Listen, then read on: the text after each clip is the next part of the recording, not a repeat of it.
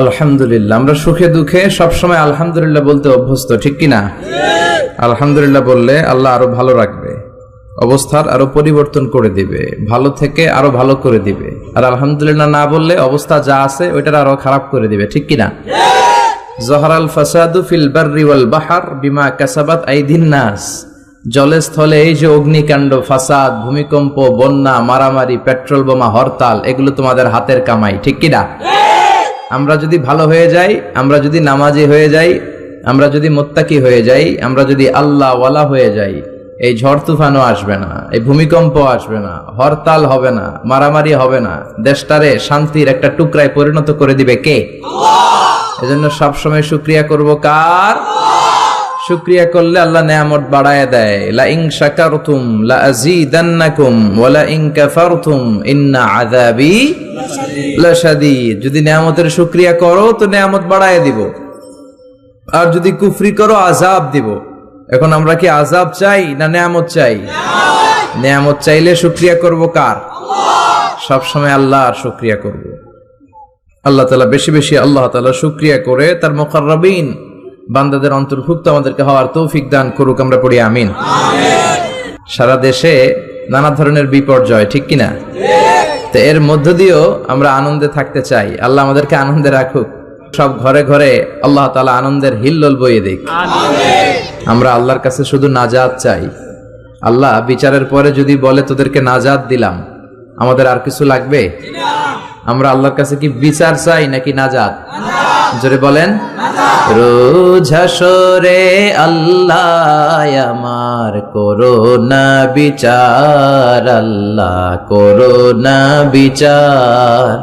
বিচার চাহি না তব দয়া চাহে, এ গুনাহগার, আল্লাহ করোনা বিচার। পড়ে না আমিন। আমরা কি বিচার চাই না দয়া চাই? কোন বিচার টিচার আমরা চাই না, আমরা আল্লাহর দয়া দিয়ে জান্নাতে যেতে চাই, ঠিক কিনা? বনি ইসরাইলের একজন আবেদ অনেক ইবাদত করেছিলেন আল্লাহর। সে রাতে ঘুমাতো কম, খাইতো কম। এরকম একজন Abed, in the day of judgement Allah তাআলা তাকে বলবে, ইয়া আবদি উদখুলিল জান্নাতা বিরহমাতি। হে আমার গোলাম, আমার দয়ায়, আমার রহমতে তুমি জান্নাতে ঢুকে যাও। বনি ইসরাইলের এই আবেদ বলবে, বালবি আমালি, আপনার দয়া দিয়ে ঢুকা লাগবে কেন? আমি আমার আমল দিয়ে জান্নাতে যেতে চাই। নামাজ তো আমি কম পড়ি নাই, তাহাজ্জুদ তো আমি কম গুজার ছিলাম না, জিকির তো কম করি নাই, তো আপনার রহমতে যাওয়া লাগবে কেন? আমি জান্নাতে যেতে চাই আমার আমল দিয়ে। আল্লাহ বলবে, বড় ভুল করলি রে বান্দা, কারণ আমি হচ্ছি বড় সাহেব, রাজাধিরাজ, আমার সাথে হিসাব নিকাশ চলে না। ঠিক আছে, তুই যখন হিসাব নিকাশ করতে চাস, লেটস মেক এ ক্যালকুলেশন, চল একটা হিসাব করি। তোর সারা জীবনের ইবাদত গুলো, আমল গুলো একটা দাঁড়িপাল্লায় রেখে দে, আর আমি যে দয়া করে মায়া করে তোকে একটা চোখ দিয়েছি, এই চোখটা আরেক পাল্লায় রেখে দে। এরপরে ওজন দেওয়ার পর দেখা যাবে মুহূর্তের মধ্যে চোখের পাল্লাটা ভারী হয়ে যাবে। শুধু চোখের যে নেয়ামত দিয়েছে এই পাল্লাটা ভারী হয়ে যাবে। আল্লাহ বলবেন, have a look to the calculation. তুই না হিসাব করতে চাইছিলি, এবার হিসাব করে দেখ। হিসাব বলে তুই এখন জাহান্নামে যাবি, go to the hell fire, জাহান্নামে যা।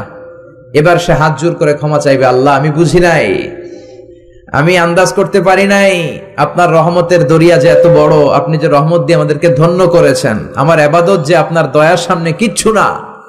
আল্লাহ আমি হিসাব চাই না, যোগ বিয়োগ চাই না, ক্যালকুলেশন চাই না, আমি আপনার রহমতে জান্নাত চাই।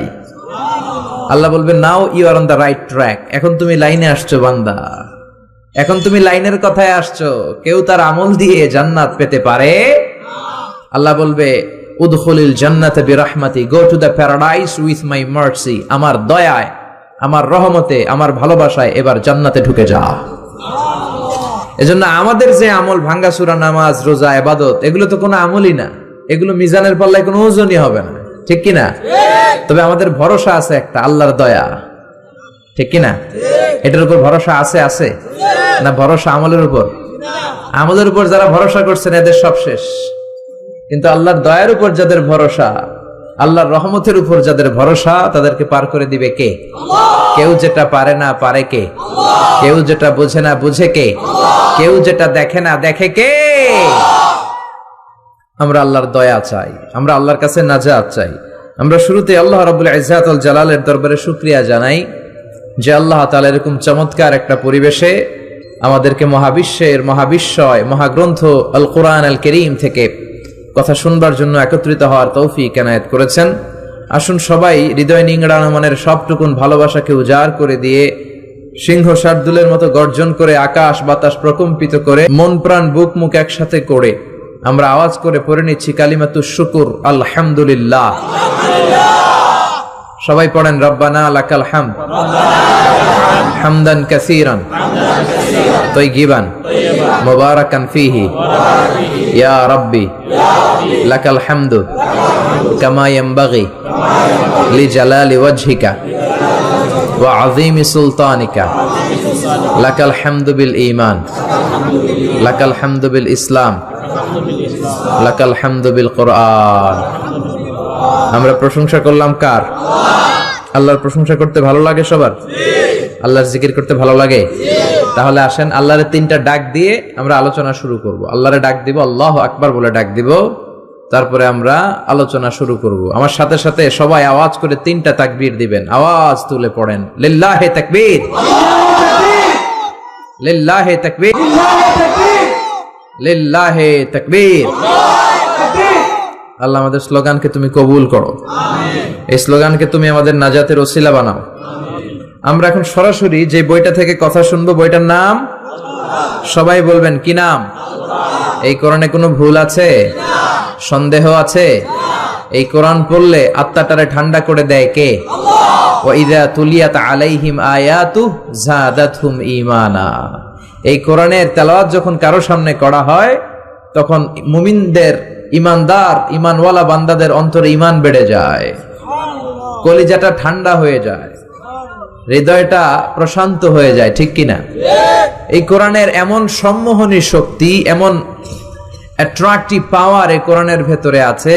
এই কোরআনের তেলাওয়াত শুনলে, তাফসির শুনলে শুধু মুমিনদের হৃদয়ই ঠান্ডা হয় না, কাফিরদের হৃদয়ও ঠান্ডা হয়ে যায়। চিল্লা এখন ঠিক কিনা? পৃথিবী বিখ্যাত কারি আব্দুল বাসেত ইবনে আব্দুস সামাদ, ওনাকে নিয়ে মিশরের প্রেসিডেন্ট জামাল আব্দুল নাসের সোভিয়েত ইউনিয়নে একটা ট্যুর করেছিল, সাথে ছিল ওনার মন্ত্রী বহর। তো রাশিয়ার প্রেসিডেন্টের কাছে উনি মন্ত্রীদের পরিচয় করায় দিচ্ছে। আগে এটার নাম ছিল সোভিয়েত ইউনিয়ন, এখন এটাকে আমরা কি বলি? রাশিয়া বলি। তো জামাল আব্দুল নাসের রাশিয়ার প্রেসিডেন্টের কাছে পরিচয় করায় দিচ্ছে, this is my home minister, this is my finance minister, this is my education minister. এটা আমার এই মন্ত্রী, ওই মন্ত্রী। আর মিশরের সবগুলো মন্ত্রী সুটেড বুটেড, প্যান্ট পরা, শার্ট পরা, টাই পরা প্রত্যেকে। তো সবাইকে যখন পরিচয় করানোর পর্ব শেষ, রাশিয়ার প্রেসিডেন্ট বলে, এই যে জুব্বা পরা লোক, এটা আবার কোন মন্ত্রী? জামাল আব্দুল নাসের বলেন, না এটা কোনো মন্ত্রী না, এটা আমাদের কারি। এটা আমাদের কি? রাশিয়ার প্রেসিডেন্ট বলে, কারি আবার কি? তারা তো কারিটারি কি বুঝে না, ঠিক কিনা? তো তৎকালীন মিশরের প্রেসিডেন্ট জামাল আব্দুল নাসের বুঝিয়ে দিল, উনি হচ্ছে আমাদের ধর্মীয় কিতাবের আবৃত্তিকারক, রিসাইটার অফ আওয়ার হোলি বুক কোরআন।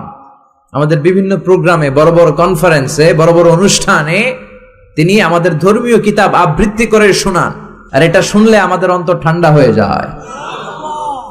তো রাশিয়ার প্রেসিডেন্ট বলে, আজকে রাতেও তো আমাদের একটা প্রোগ্রাম আছে, তবে এটা বেলি ড্যান্সের প্রোগ্রাম। কিসের প্রোগ্রাম? রূপবানে নাচে কোমর দুলাইয়ার প্রোগ্রাম। ডান্স হবে, ডান্স চলবে, আর আমরা মদ খাবো। তো এক কাজ করি, আপনি যেহেতু কারি নিয়ে আসছেন, আজকে আমাদের এই নৈশভোজের ডান্স আমরা বন্ধ করে দিলাম। এই ডান্সের পরিবর্তে আমরা কোরআনের তেলাওয়াত শুনবো, আপনাদের ধর্মীয় গ্রন্থের তেলাওয়াত শুনবো আর মদ খাবো। তেলাওয়াত শুনবো আর কি খাবো? কি মিলান মিলাইছে দেখছেন? তেলাওয়াত শুনবে আবার মদও খাবে। তো জামাল আব্দুল নাসের রাজি হলেন, ঠিক আছে আমি আমার কারি সাহেবকে রাজি করাবো। তো কারি আব্দুল বাসেত ইবনে আব্দুস সামাদ উনি রাজি হলেন, উনি তেলাওয়াত করবেন।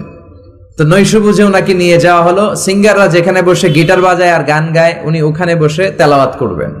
তো ওই দিনকার পুরো তেলাওয়াতটা উনি চোখ বন্ধ করে করেছিলেন। আর তেলাওয়াত শুরু করার আগে আল্লাহরে বলেছিলেন, আল্লাহ, এই লিডারগুলো সব ছিল কমিউনিস্ট লিডার। আল্লাহরে বলেছে, আল্লাহ আমার গলায় যত সুর তুমি দিয়েছো, সব সুর উজাড় করে আমি তেলাওয়াত করব, তুমি কোরআনের এই পাওয়ারটা, এই রিদমটা, এই আকর্ষণটা এই কমিউনিস্ট লিডারদের অন্তরের ভিতরে তুমি ঢুকিয়ে দিও। তো সবার হাতে glass, whisky, red wine, alcohol, মদ, এখনই মদ খাওয়া শুরু করবে।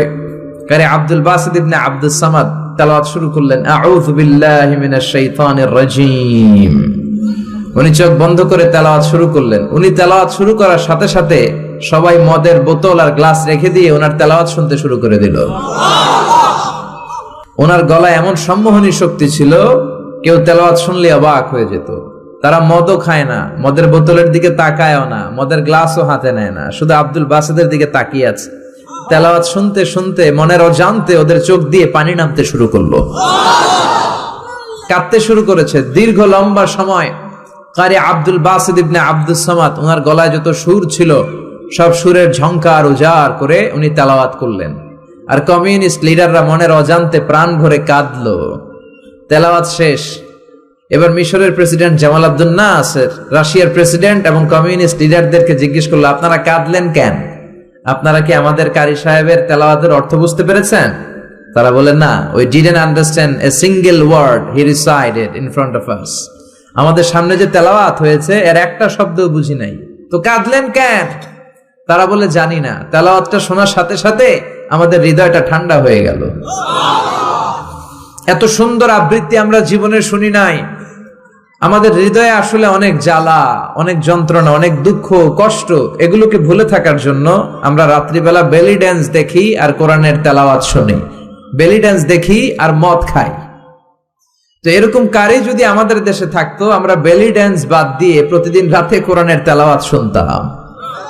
সুবহানাল্লাহ কইতে পারলেন না? ওই কোরআন আজও আমাদের সামনে আছে না নাই? এই কোরআনে কোনো ভুল নাই, কোনো সন্দেহ নাই। এই কোরআন শুধু মুমিনদের হৃদয়কে বিগলিত করে না, কাফিরদের হৃদয়কেও বিগলিত করে দেয়। চিল্লায় বলেন ঠিক কি না? গোটা বিশ্বের সবাই মিলেও যদি এরকম আর একটা কার্বন কপি মানুষকে উপহার দিতে যায়, বিশ্ববাসী ব্যর্থ হবে। কোরআনের মতো দ্বিতীয় কোনো বই তৈরি করা সম্ভব না। চিল্লায় এখন ঠিক কি না? জাকির নায়েকের উস্তাজ আহমদ দিদাত, ওনার গুরু, একটা বই লিখেছেন, the ultimate miracle of the holy Quran. ওই বইয়ের ভেতরে উনি উল্লেখ করেছেন যে আমেরিকাতে সবচেয়ে পাওয়ারফুল যে কম্পিউটার ওদের মিলিটারি বেসে ইউজ হয়, ওটার নাম হচ্ছে ক্রে-1 সুপার কম্পিউটার।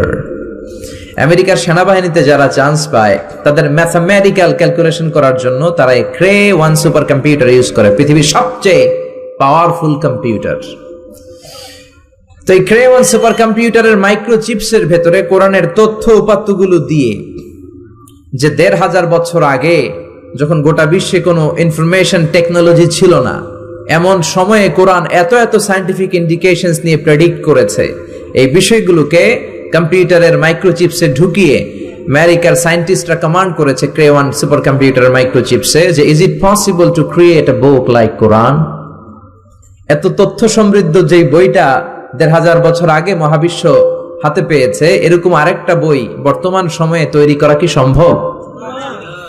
কিন্তু ক্রে-1 সুপার কম্পিউটার অ্যানালাইসিস করে উত্তর দিয়েছে, ইয়েস, ইটস পসিবল, এটা সম্ভব, but you need to spend more than 63 octillion years. সম্ভব, তবে পৃথিবীর সব মানুষগুলোর 63 অক্ট্রিলিয়ন বছর চেষ্টা করতে হবে, এফোর্ট দিতে হবে। তাহলে মেবি, পারহ্যাপস, সম্ভবত কোরআনের মতো আরেকটা বই বানালেও বানানো যেতে পারে। শুনে বিজ্ঞানীরা মহা খুশি। আরে, এতদিন শুনছি কোরআন একটা অজেয় কিতাব, এটাকে জয় করা যায় না, এর মতো আরেকটা বানানো যায় না।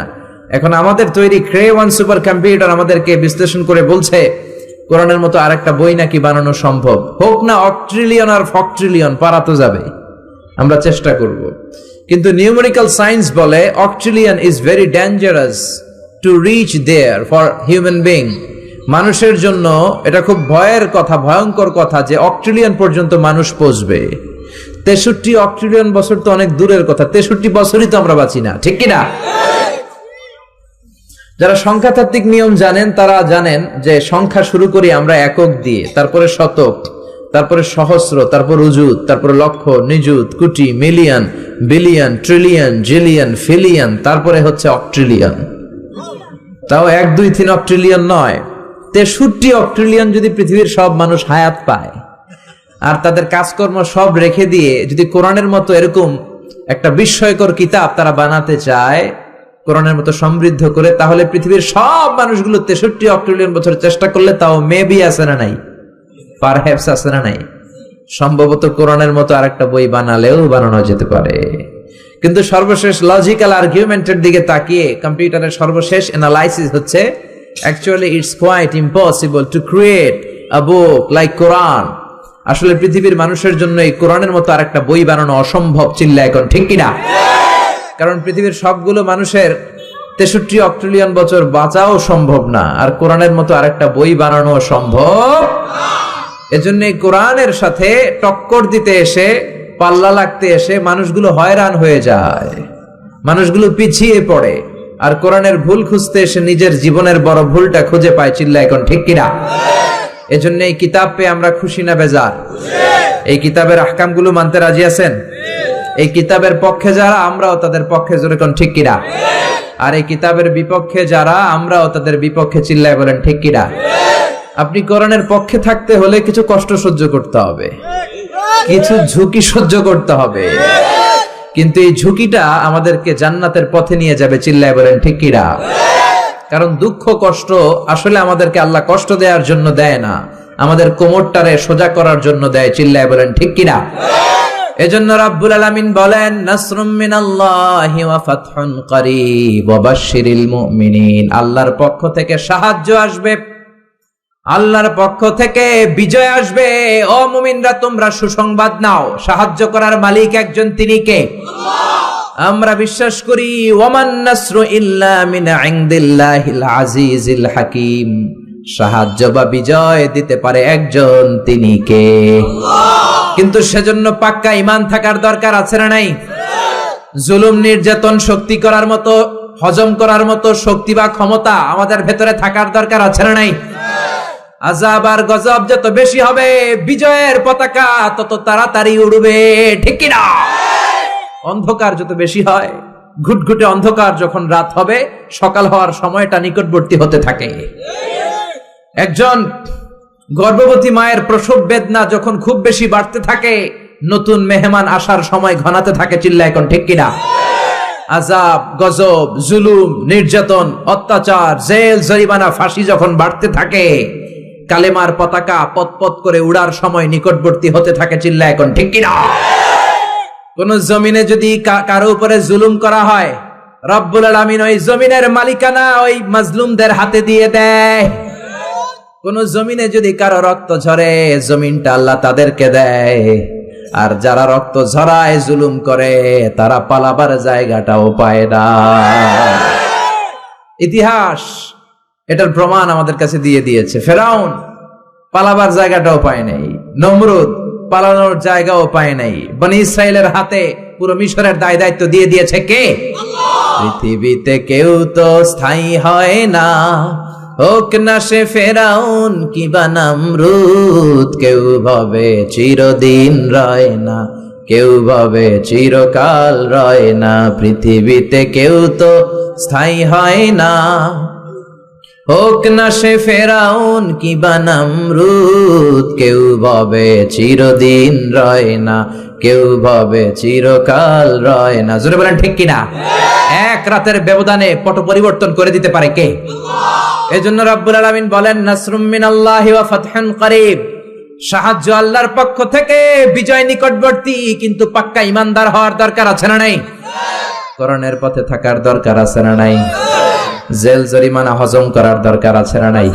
এই কোরআনের পথে যতই বিপদ আসুক, যতই ঝুঁকি আসুক, যতই হুমকি ধমকি আসুক, এই কোরআনের পথ আমরা ছাড়তে রাজি না। চিল্লা এখন ঠিক কিনা? এই কোরআনের জন্য আমরা জীবন বাজি রাখতে পারি। রাজি আছে মুসলমান? কারা কারা রাজি? দু হাত উঁচু করে আল্লাহর দেখাও।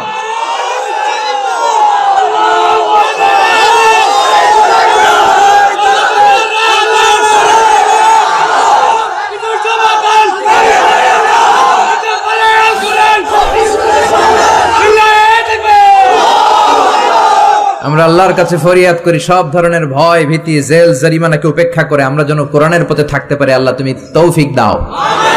আমাদের এই ইচ্ছাটাকে তুমি আরো মজবুত করে দাও, জান্নাতি হওয়ার উপযোগী করে দাও। আর জোরে পড়ে আমিন। আমি আমার খুতবার শুরুতে সূরাতু বনী ইসরাইল থেকে একটা আয়াত তেলাওয়াত করেছি। এই আয়াতের আলোকে এই চমৎকার সন্ধ্যায় আপনাদের সামনে কিছু কথা উপস্থাপন করার চেষ্টা করব, যদি আল্লাহ তাআলা তৌফিক দেয় আমরা পড়ি ইনশাআল্লাহ। আমি আপনাদের খেদমতে সূরাতু বনী ইসরাঈলের 24 নম্বর আয়াত তেলাওয়াত করেছি। এই 24 নম্বর আয়াতের আলোকে আপনাদের সামনে কিছু কথা বলবো। আল্লাহ তাআলা এই আয়াতে ওনার স্পেশাল দুইটা ফয়সালার কথা জানিয়ে দিয়েছেন। কয়টা? চিল্লায় বলেন না। এই ফয়সালাগুলোর কোনোদিন পরিবর্তন হবে না, আনচেঞ্জেবল ডিসিশন। অনর ফয়সালা দুইটা। কয়টা? রব্বুল আলামিন বলেন, وَقَضَى رَبُّكَ أَلَّا تَعْبُدُوا إِلَّا إِيَّاهُ وَبِالْوَالِدَيْنِ إِحْسَانًا। আমি আল্লাহর স্পেশাল দুইটা ফয়সালা, আমি আল্লাহর বিশেষ দুইটা ডিসিশন, এগুলো অনর ডিসিশন, এগুলোর নড়চড় হবে না। কথাটা কার? প্রথম ডিসিশন হলো আল্লাহ তা'বুদু ইল্লা ইয়্যাহ, শুধুমাত্র কেবলমাত্র একমাত্র আল্লাহর জন্য হবে ইবাদত, আল্লাহ ছাড়া কারো ইবাদত করা যাবে না। ঠিক কি না? এটা আল্লাহর দুইটা স্পেশাল ফয়সালার প্রথম ফয়সালা। আমরা কি একমত? দ্বিমত নাই কেউ? থাকতে পারে দুই একজন, কেউ দ্বিমত নাই, সবাই একমত। আল্লাহ বললেন আল্লাহ তা'বুদু ইল্লা ইয়্যাহ, আমার স্পেশাল ফয়সালা, দুইটা ফয়সালা, অনর ফয়সালা। এই ফয়সালাগুলোর কোনো নড়চড় হবে না। প্রথম ফয়সালা, ইবাদত হবে শুধুমাত্র একজনের, তিনি হলেন আমাদের আল্লাহ। জিকির হবে শুধুমাত্র আমাদের আল্লাহর, সেজদা দিব শুধু একজনকে, তিনি কে? এজন্য রব্বুল আলামিন বলেন, ওয়ামা খালাকাতুল জিন্না ওয়াল ইনসা ইল্লা লিয়াবুদুন, আমি জিন জাতি আর মানব জাতি, এই দুইটা জাতিকে শুধুমাত্র সৃষ্টি করেছি আমার ইবাদতের জন্য। আমাদেরকে এবং জিন জাতিকে সৃষ্টি করার মূল উদ্দেশ্য তার ইবাদত করা, তার গোলামি করা। আমরা তার গোলাম, গোলামের ঘরের গোলাম, বান্দির ঘরের গোলাম, আমাদের 14 গোষ্ঠী তার গোলাম। চিল্লা এখন ঠিক কিনা? আল্লাহ বললেন তোদেরকে সৃষ্টি করার উদ্দেশ্যই হলো গোলামি করা। আল্লাহ তা'বুদু ইল্লা ইয়্যাহ, শুধুমাত্র ইবাদত হবে আল্লাহর, আল্লাহ ছাড়া কারো ইবাদত চলবে না। এই জন্য প্রত্যেক নামাজে সূরাতুল ফাতিহার মধ্যে আমরা আল্লাহরে ডেকে বলি, আল্লাহ ইহদিনাস সিরাতাল মুস্তাকিম, ও আল্লাহ আপনি আমাদেরকে সিরাতুল মুস্তাকিম দেন।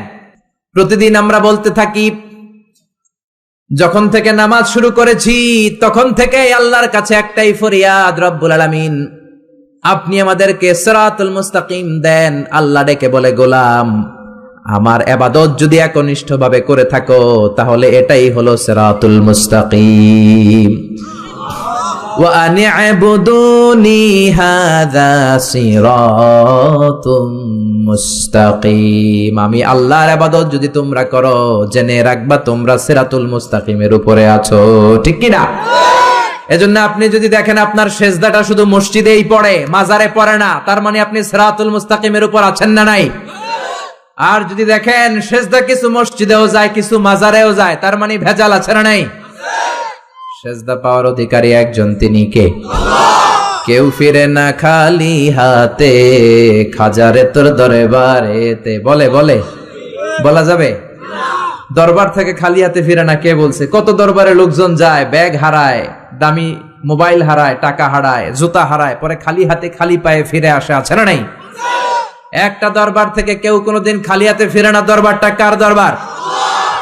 কেউ ফিরে না খালি হাতে, আল্লাহরে তোর দরবারেতে। পড়েন সবাই, কেউ ফিরে না। এই জন্য এই পৃথিবীতে যত নবী এসেছেন, যত রাসূল এসেছেন, সব নবী রাসূলের দাওয়াত ছিল একটা, ইবাদত হবে একজনের। কার? ইয়া কওমি ইবুদুল্লাহা মা লাকুম মিন ইলাহিন গায়রুহু আফালা তাত্তাকুন। সব নবীরা বলেছে, আমার স্বজাতির লোকেরা, ও আমার জাতি ভাইয়েরা, ও আমার উম্মতেরা, কি হলো তোমাদের? আল্লাহর ইবাদত করো না কেন? মূর্তির ইবাদত ছাড়ো, রহমানের সেজদায় লুটিয়ে পড়ো। ইবাদত করতে হবে একজনের, তিনি কে? তার মানে আল্লাহর দুইটা স্পেশাল ডিসিশনের প্রথম ডিসিশন, ইবাদতের মালিক হলেন একজন, তিনি কে? ইবাদত যাকে করা হয় আল্লাযী ইউবাদ তাকে বলে মা'বুদ, যার ইবাদত হয় তাকে আরবিতে কি বলে? আমাদের মা'বুদ একজন, তিনি কে? তাহলে আল্লাহর এই প্রথম ফয়সালার সাথে সবাই একমত, কোনো দ্বিমত নাই। এরপরে আল্লাহ বললেন আমার 2 নাম্বার ফয়সালা শোনো, ওয়া বিল ওয়ালিদাইনি ইহসানা, ইবাদত হবে আল্লাহর, ইহসান হবে মাতা পিতার। দ্বিতীয় নাম্বার ফয়সালা হলো ওয়া বিল ওয়ালিদাইনি ইহসানা, মাতা পিতার সাথে ইহসান করো। কার কথা? ইহসান মানে ভালো আচরণ, ইহসান মানে সদাচরণ, ইহসান মানে খেদমত, ইহসান মানে মা বাবার কাছে দোয়া চাওয়া, ইহসান মানে নিজের ক্ষমতা মা বাবার পায়ের সামনে বিছিয়ে দেয়া, ইহসান মানে রহমতের চাদর মায়ের পায়ের সামনে বিছিয়ে দেয়া। জোরে বলেন ঠিক কিনা? পৃথিবীর সব আল্লাহর ওলিগুলো যদি এই পুরো কোরআনুল কারীমকে খতম দিয়ে একটা গ্লাসের পানির মধ্যে ফু দেয়, আর আপনার মা যদি আরেকটা গ্লাসের পানির মধ্যে শুধু বিসমিল্লাহ বলে ফু দেয়, আল্লাহর কসম আপনার মায়ের দোয়াটা কবুল হয়ে যাবে। ঠিক কিনা? মায়ের দোয়া সবচেয়ে বড় দোয়া। অনেকে আছে ওই মা বাবার কাছে দোয়া চায় না। আরে আপনার বাবা আপনার বড় পীর সাহেব, আপনার মা আপনার বড় পীর সাহেব। মা বাবা থুইয়া বাবার দরবারে যাইয়া বাবার দরবারের কবরের উপরে মশারি দিয়ে আসে, এরকম ডাকাত আছে না নাই? যে লোকটা মাজারে মশারি দেয় দেখবেন ওর বাপেরে মশায় কামড়ায়, ওর মারে মশায় খায়, আছে না নাই? এজন্য আল্লাহ বললেন আমার দ্বিতীয় ফয়সালা ওয়া বিল ওয়ালিদাইনি ইহসানা, মাতা পিতার সাথে ইহসান করবা। ইবাদত হবে আল্লাহর, ইহসান হবে মাতা পিতার। তাহলে প্রথম ফয়সালা হলো ইবাদত আল্লাহর, দ্বিতীয় ফয়সালা হলো মাতা পিতার সাথে ইহসান করতে হবে। কার কথা? দ্বিতীয় ফয়সালার সাথে কোনো দ্বিমত আছে? এটাও একমত। আল্লাহর ইবাদত করা কি ফরজ না নফল? আল্লাহর ইবাদত যেমনি ফরজ, মাতা পিতার প্রতি ইহসান করা এটাও ফরজ। ঠিক কিনা? মা বাবার সাথে ভালো আচরণ ইহসান, এটা নফল নয়, এটা অপশনাল নয়, এটাকে কম্পালসারি করে দিয়েছে কে? আমরা বললাম আল্লাহ আপনার 2টা ফয়সালার সাথে আমরা একমত, কিন্তু আপনার ইবাদত কেমন করে করব আমরা বুঝলাম, কিন্তু মা বাবার সাথে ইহসান কেমন করে করতে হয় আমরা জানি না। ইহসান কাকে বলে আমাদেরকে বুঝায়া দেন। রব্বুল আলামিন নিজেই ইহসানের ব্যাখ্যা দিতে শুরু করলেন। ইম্মা يبلغن عندك الكبر أحدهما أو كلاهما فلا تقل لهما أف। আল্লাহ নিজেই ইহসানের ব্যাখ্যা দিয়ে বলছেন, ইহসানের প্রথম ব্যাখ্যা হলো মা বাবা একজন কিংবা 2জন যখন বার্ধক্যে উপনীত হয়ে যায়, মা বাবার একজন কিংবা 2জন যখন বয়সে উপনীত হয়ে যায়, তাদের কোনো কাজের কারণে নাক ছিটকানো যাবে না। এটাই ইহসান। কোন সুবহানাল্লাহ। মা বাবা যখন বয়সে পৌঁছে যায়, আমাদের অনেকের আব্বা আম্মার বয়স হয়ে গেছে না? আমার আব্বারই তো বয়স হয়ে গেছে 60-এর উপরে। তো আপনারা যারা, আপনাদের আব্বার বয়স 60-70 হয়ে যাবে।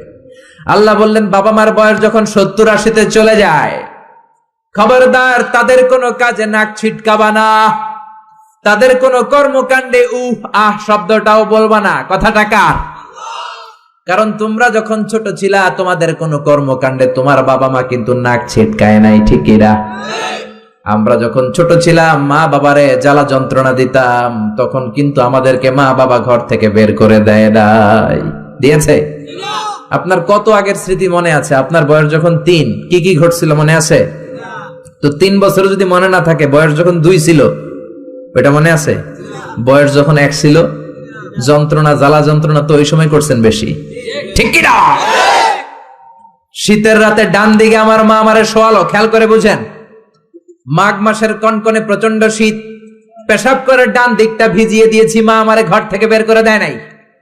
আদর করে সোহাগ করে যত্ন করে আমার মা আমারে বাম দিকে রেখেছে, আবার বাম দিকে পেশাব করে ভিজিয়ে দিয়েছি, ঘর থেকে বের করে দেয় নাই। রাত 3টার দিকে আমার মা বাম দিক থেকে উঠিয়ে তার বুকের মধ্যে আমারে রেখেছে। রাত 3টার দিকে পেশাব করে আমার মায়ের বুকটা আমি 3টার দিকে ভিজিয়ে দিলাম।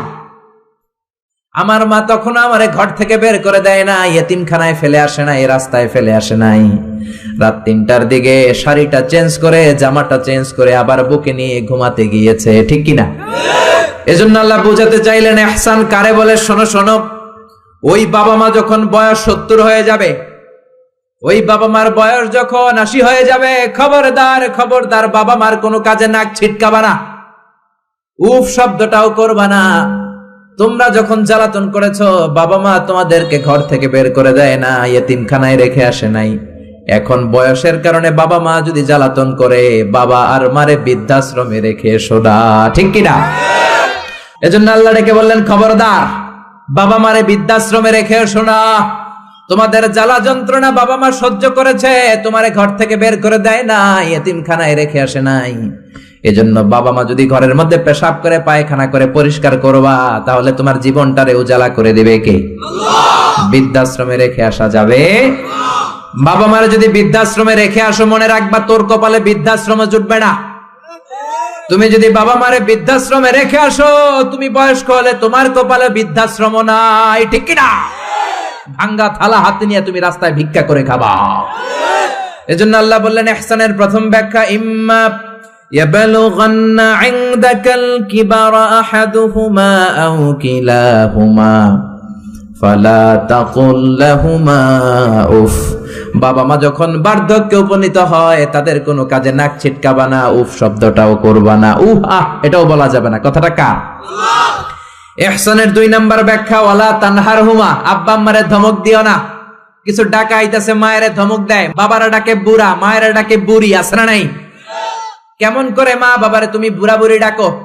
তারা তো বুড়া বুড়ি হয়েছে তোমার কারণে। তোমারে মানুষ করতে যে তারা তাদের জীবন যৌবন সব হারিয়েছে, তোমার লেখাপড়া করাতে যে তারা তাদের জমিন হারিয়েছে, তোমাকে বিদেশ পাঠাতে যে তারা তাদের ভিটে মাটি হারা হয়েছে।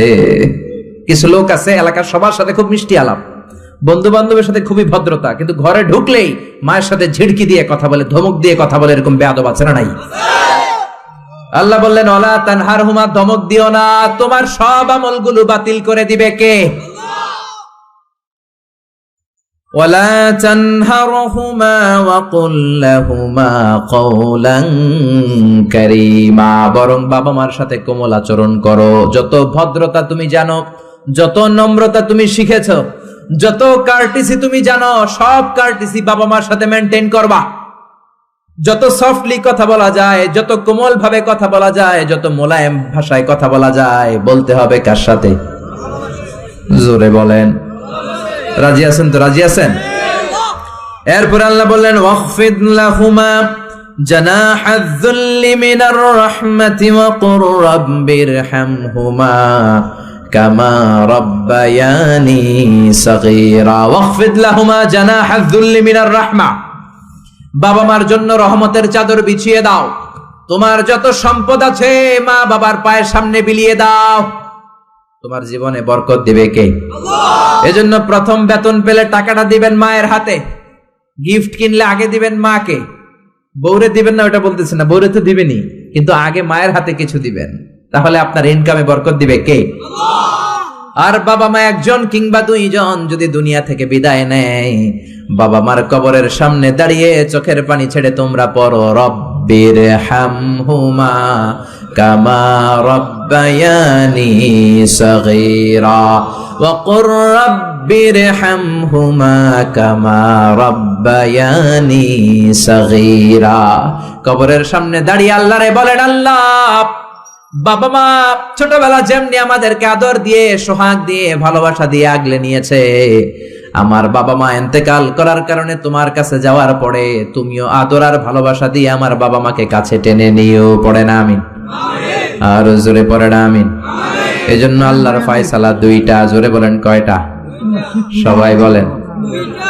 ঘুম আসছে তো জিমাই পড়েন কেন? ফয়সালা কয়টা? 1 নম্বর ফয়সালা, ইবাদত হবে একজনের, তিনি কে? আল্লাহ। 2 নম্বরে খেদমত করতে হবে কার?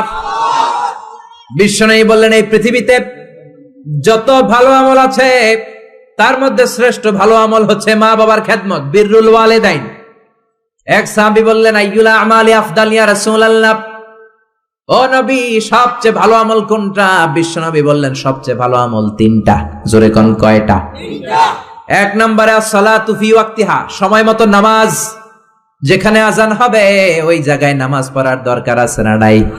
সালাতে কায়েম করো, সালাতে কায়েম করো, হবে সম্মানী তুমি, হবে জান্নাতি তুমি, হবে সম্মানী তুমি, হবে জান্নাতি তুমি। দিবে কাল হাসরে শীতল ছায়া আরশে আজিম, রব্বিয়াল আলা রব্বিয়াল আযীম। ঠিক কি না? এক নাম্বার ভালো আমল হচ্ছে সময় মতো নামাজ। 2 নাম্বার সবচেয়ে ভালো আমল হলো বিররুল ওয়ালিদাইন, মাতা পিতার খেদমত করা। 3 নাম্বারে সবচাইতে ভালো আমল হলো আল জিহাদ ফি সাবিলিল্লাহ, আল্লাহর রাস্তায় জিহাদ করা। সুবহানাল্লাহ। তার মানে এই পৃথিবীর সবচাইতে 3টা ভালো আমলের মধ্যে মা বাবার সাথে খেদমত করাটা আছে না নাই? এই পৃথিবীর সবচেয়ে ভালো আমল যে 3টা, এর মধ্যে মা বাবার খেদমত করাটাও আছে। ঠিক কি না? আর এক হাদিসে বিশ্বনবী বললেন, মা বাবার খেদমত করা জিহাদের চেয়ে বেশি সওয়াবওয়ালা। এক সাহাবী আসলেন, জাআ রাজুলুন ইলা রাসূলিল্লাহ ইস্তাযিনুহুল জিহাদ, এসে বললেন, ও নবী, জিহাদে যেতে চাই, জিহাদে যাওয়ার অনুমতি দেন। বিশ্বনবী বললেন, ও সাহাবী, ঘরে আব্বা আম্মা আছে নাকি?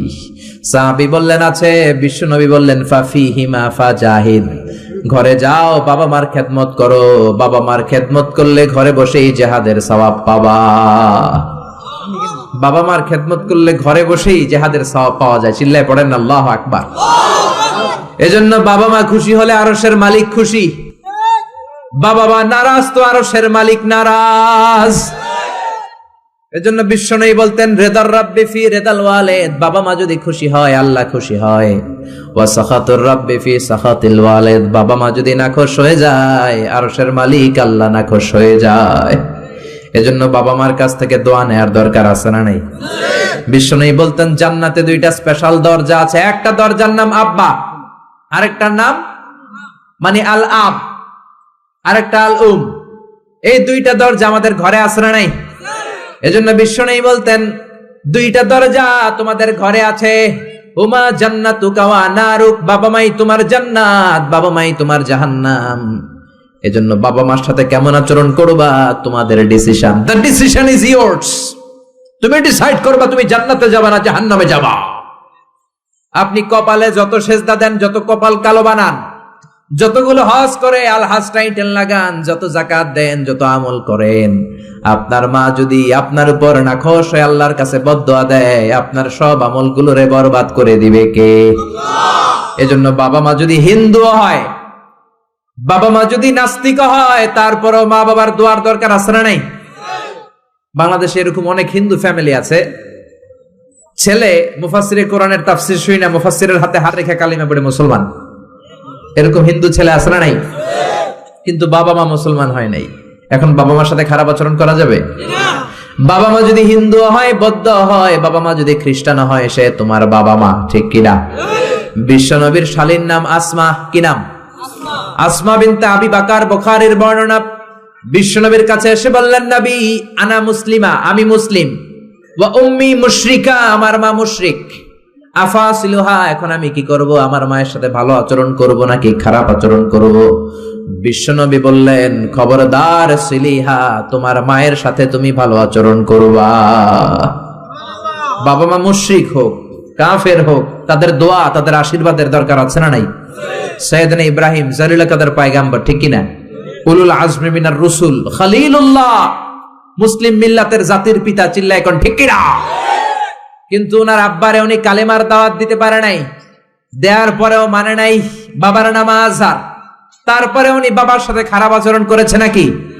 মোলায়েম ভাষায়, কোমল ভাষায়, আদবের সাথে বাবার ডেকে বলেছে, ইয়া আবাতি লিমা তা'বুদু মা লা ইয়াসমা'ু ওয়া লা ইউবসিরু ওয়া লা ইউগনি আনকা শাইআ। ও আমার সম্মানিত পিতা, কেন ওই মূর্তির ইবাদত করেন? 10টা হাত এরকম বের করে দিয়ে দাঁড়ায় থাকে, জিহ্বা বের করে, সামনে থাকে মিষ্টি, রসমালাই, দুধ, কিচ্ছু খেতে পারে না, মাছি বসলেও তাড়াতে পারে না। ঠিক কিনা? কেন এই মূর্তির পূজা করেন? কেন এই পুতুলের ইবাদত করেন? যে এই পুতুল কানে শোনে না, চোখে দেখে না, নিজের গায়ের মাছিটা নিজে তাড়াতে পারে? বাবারে আদর করে, যত্ন করে, সম্মান দিয়ে বুঝালেন, কিন্তু বাবার সাথে কি সাইয়েদনা ইব্রাহিম খারাপ আচরণ করেছে? জোরে বলেন, খারাপ আচরণ করেছে? এজন্য বিশ্বনবী বললেন, খবরদার, মা বাবা কত রহমত, থাকলে মানুষ বোঝে না, যখন চলে যায় তখন বোঝে, কিন্তু তখন বুঝলে লাভ হয় না, ঠিক কিনা?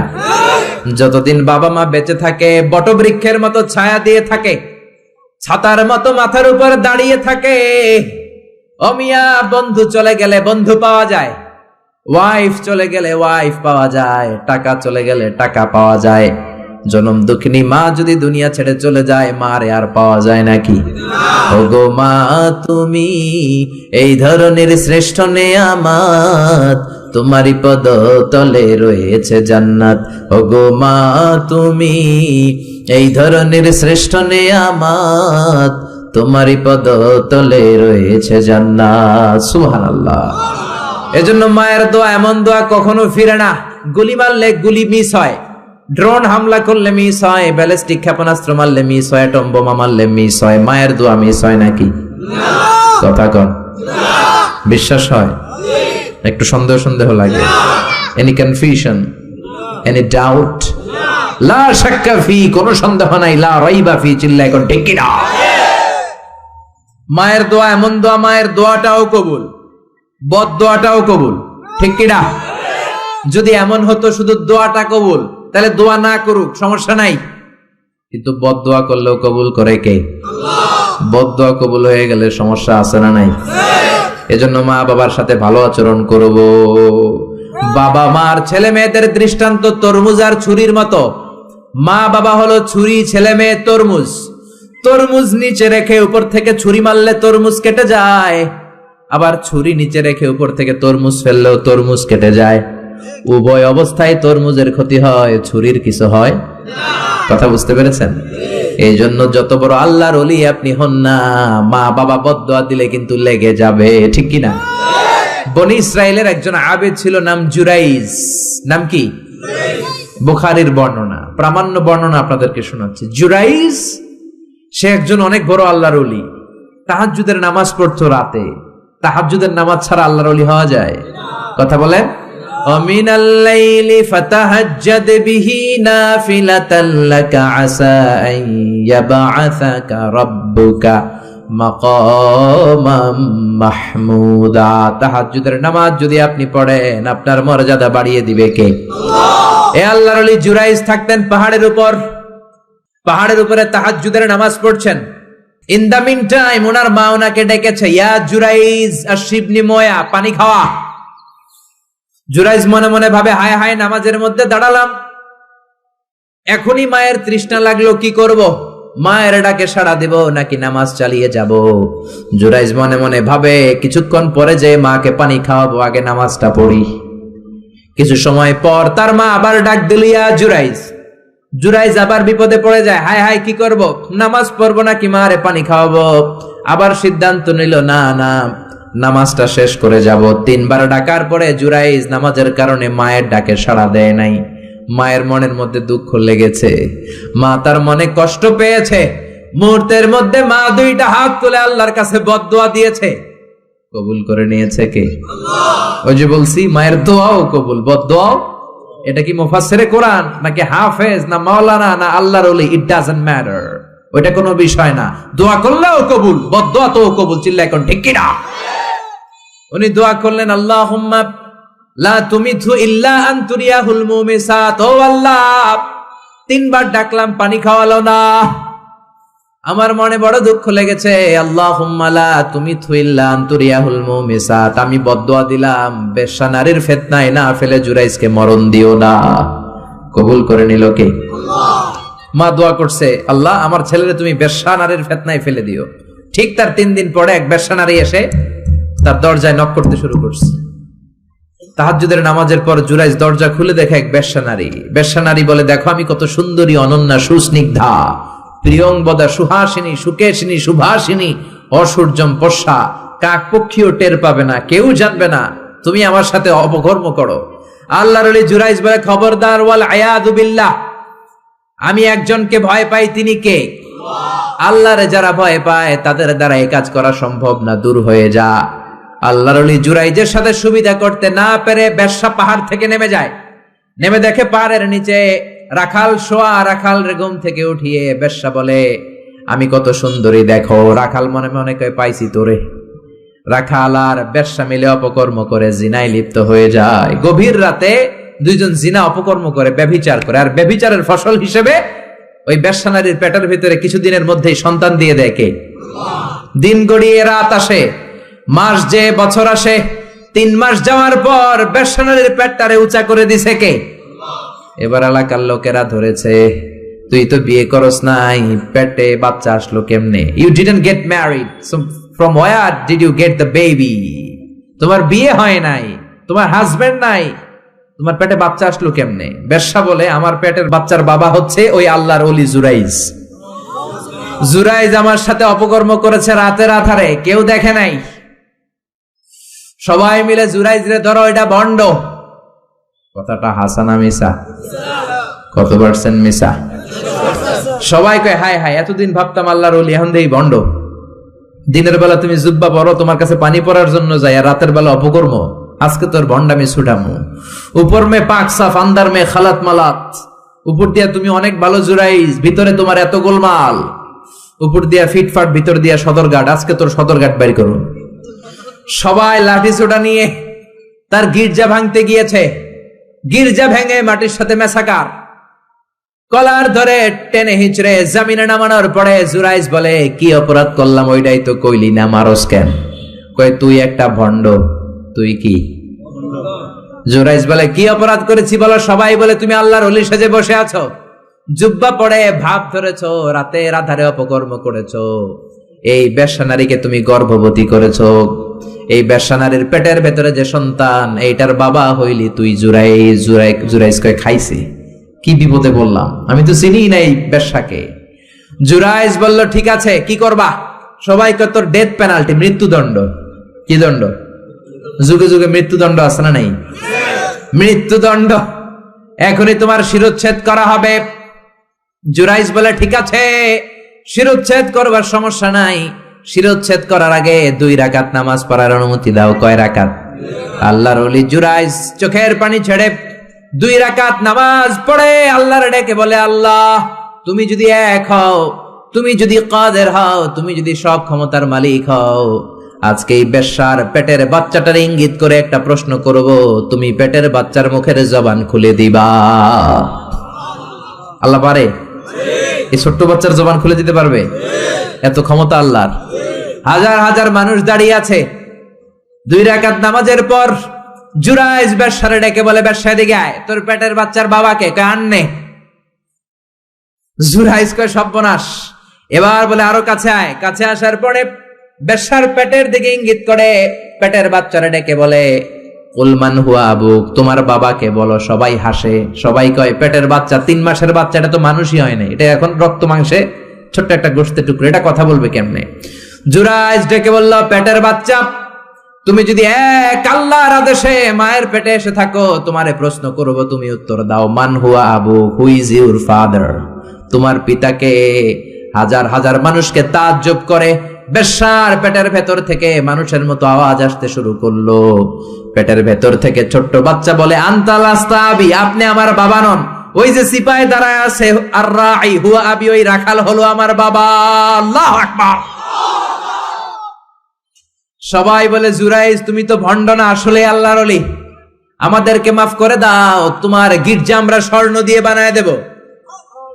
জুরাইজ বলে, স্বর্ণ দিয়ে বানানোর দরকার নাই, মাটি দিয়ে বানায় দিলেই চলবে। ও মিয়া, এত বড় আল্লাহর ওলি, উনিও মায়ের বদদোয়া থেকে রেহাই পায় নাই। বুঝতে পেরেছেন? মায়ের বদদোয়ার কারণে অপদস্থ হওয়া লেগেছে। চিল্লায় বলেন ঠিক কি না? এজন্য কত বড় নেয়ামত যে আমাদের ঘরে আছে আমরা নিজেরা চিনি না। হাদিয়া দিবেন আগে আম্মারে দিবেন, বেতন পেলে আগে মায়ের হাতে দিবেন, বাবার হাতে দিবেন, আপনার জীবনটারে উজালা করে দিবে কে? কি রহমত, কি বরকত, কি নেয়ামত ঘরে রেখেছে আল্লাহ, আমরা চিনলাম না। ঠিক কি না?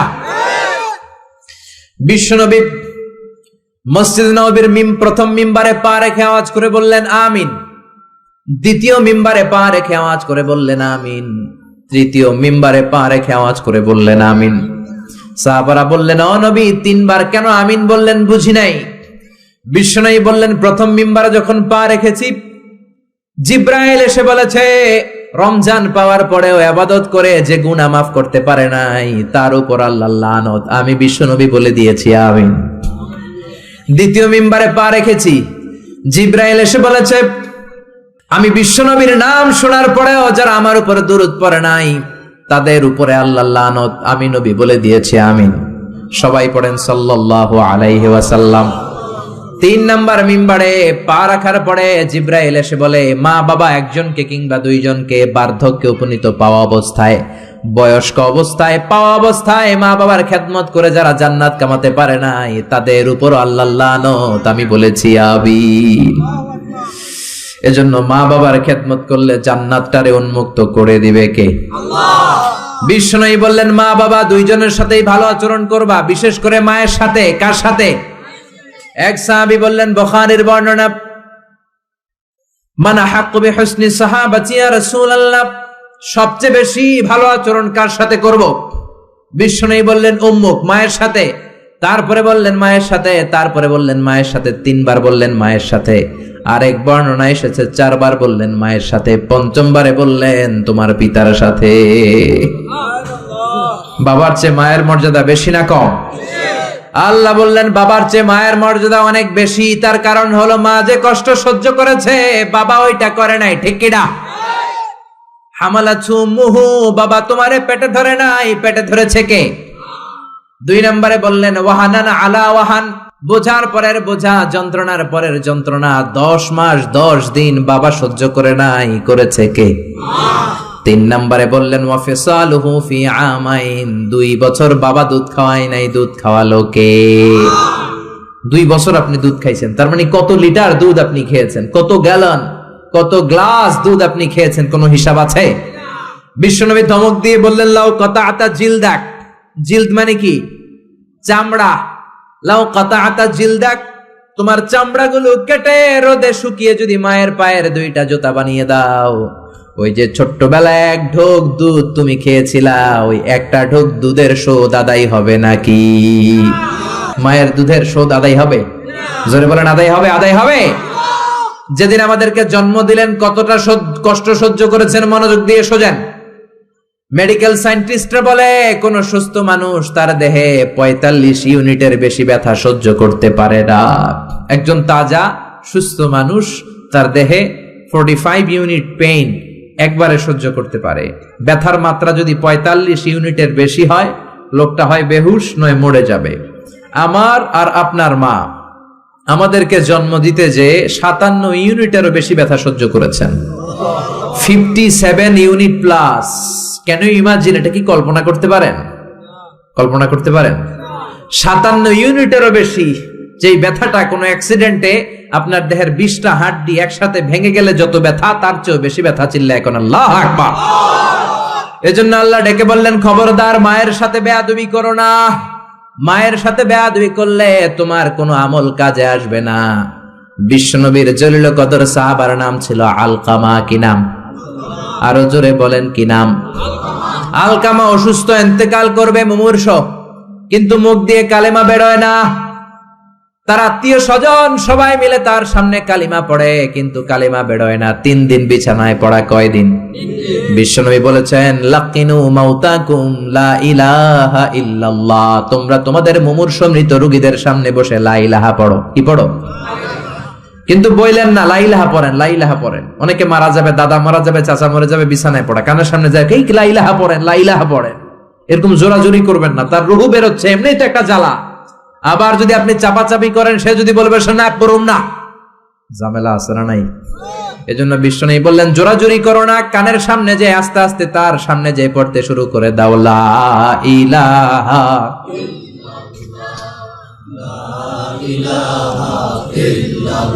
লা ইলাহা ইল্লাল্লাহু মুহাম্মাদুর রাসূলুল্লাহ। লাকিনু মাউতাকুম লা ইলাহা ইল্লাল্লাহ, তোমাদের মৃতদের সামনে যে, মুমূর্ষদের সামনে যে কালিমার তালকিন দাও। আলকামা নামক সাহাবীর মুখ দিয়ে কালিমা বেরোয় না। বিশ্বনবী বেলালকে আর সুহাইবকে, 2 সাহাবীরে পাঠালেন, যাও কালিমার তালকিন দাও। বেলাল যে তালকিন দেয় তারপরেও বেরোয় না, জিহ্বায় আটকে যায়। বিশ্বনবী আলকামার বিবির ডেকে পাঠালেন। আলকামার বিবি আসার পরে বিশ্বনবী বললেন, ও আলকামার বিবি, আলকামা কেমন ছিল? বিবি বলে, নামাজি ছিল, অনেক দানশীল ছিল, কোনো খারাপ আমল ছিল না। আলকামার বাবা মা কেউ বেঁচে আছে নাকি? আছে। কে আছে? মা আছে, মারা ডাকো।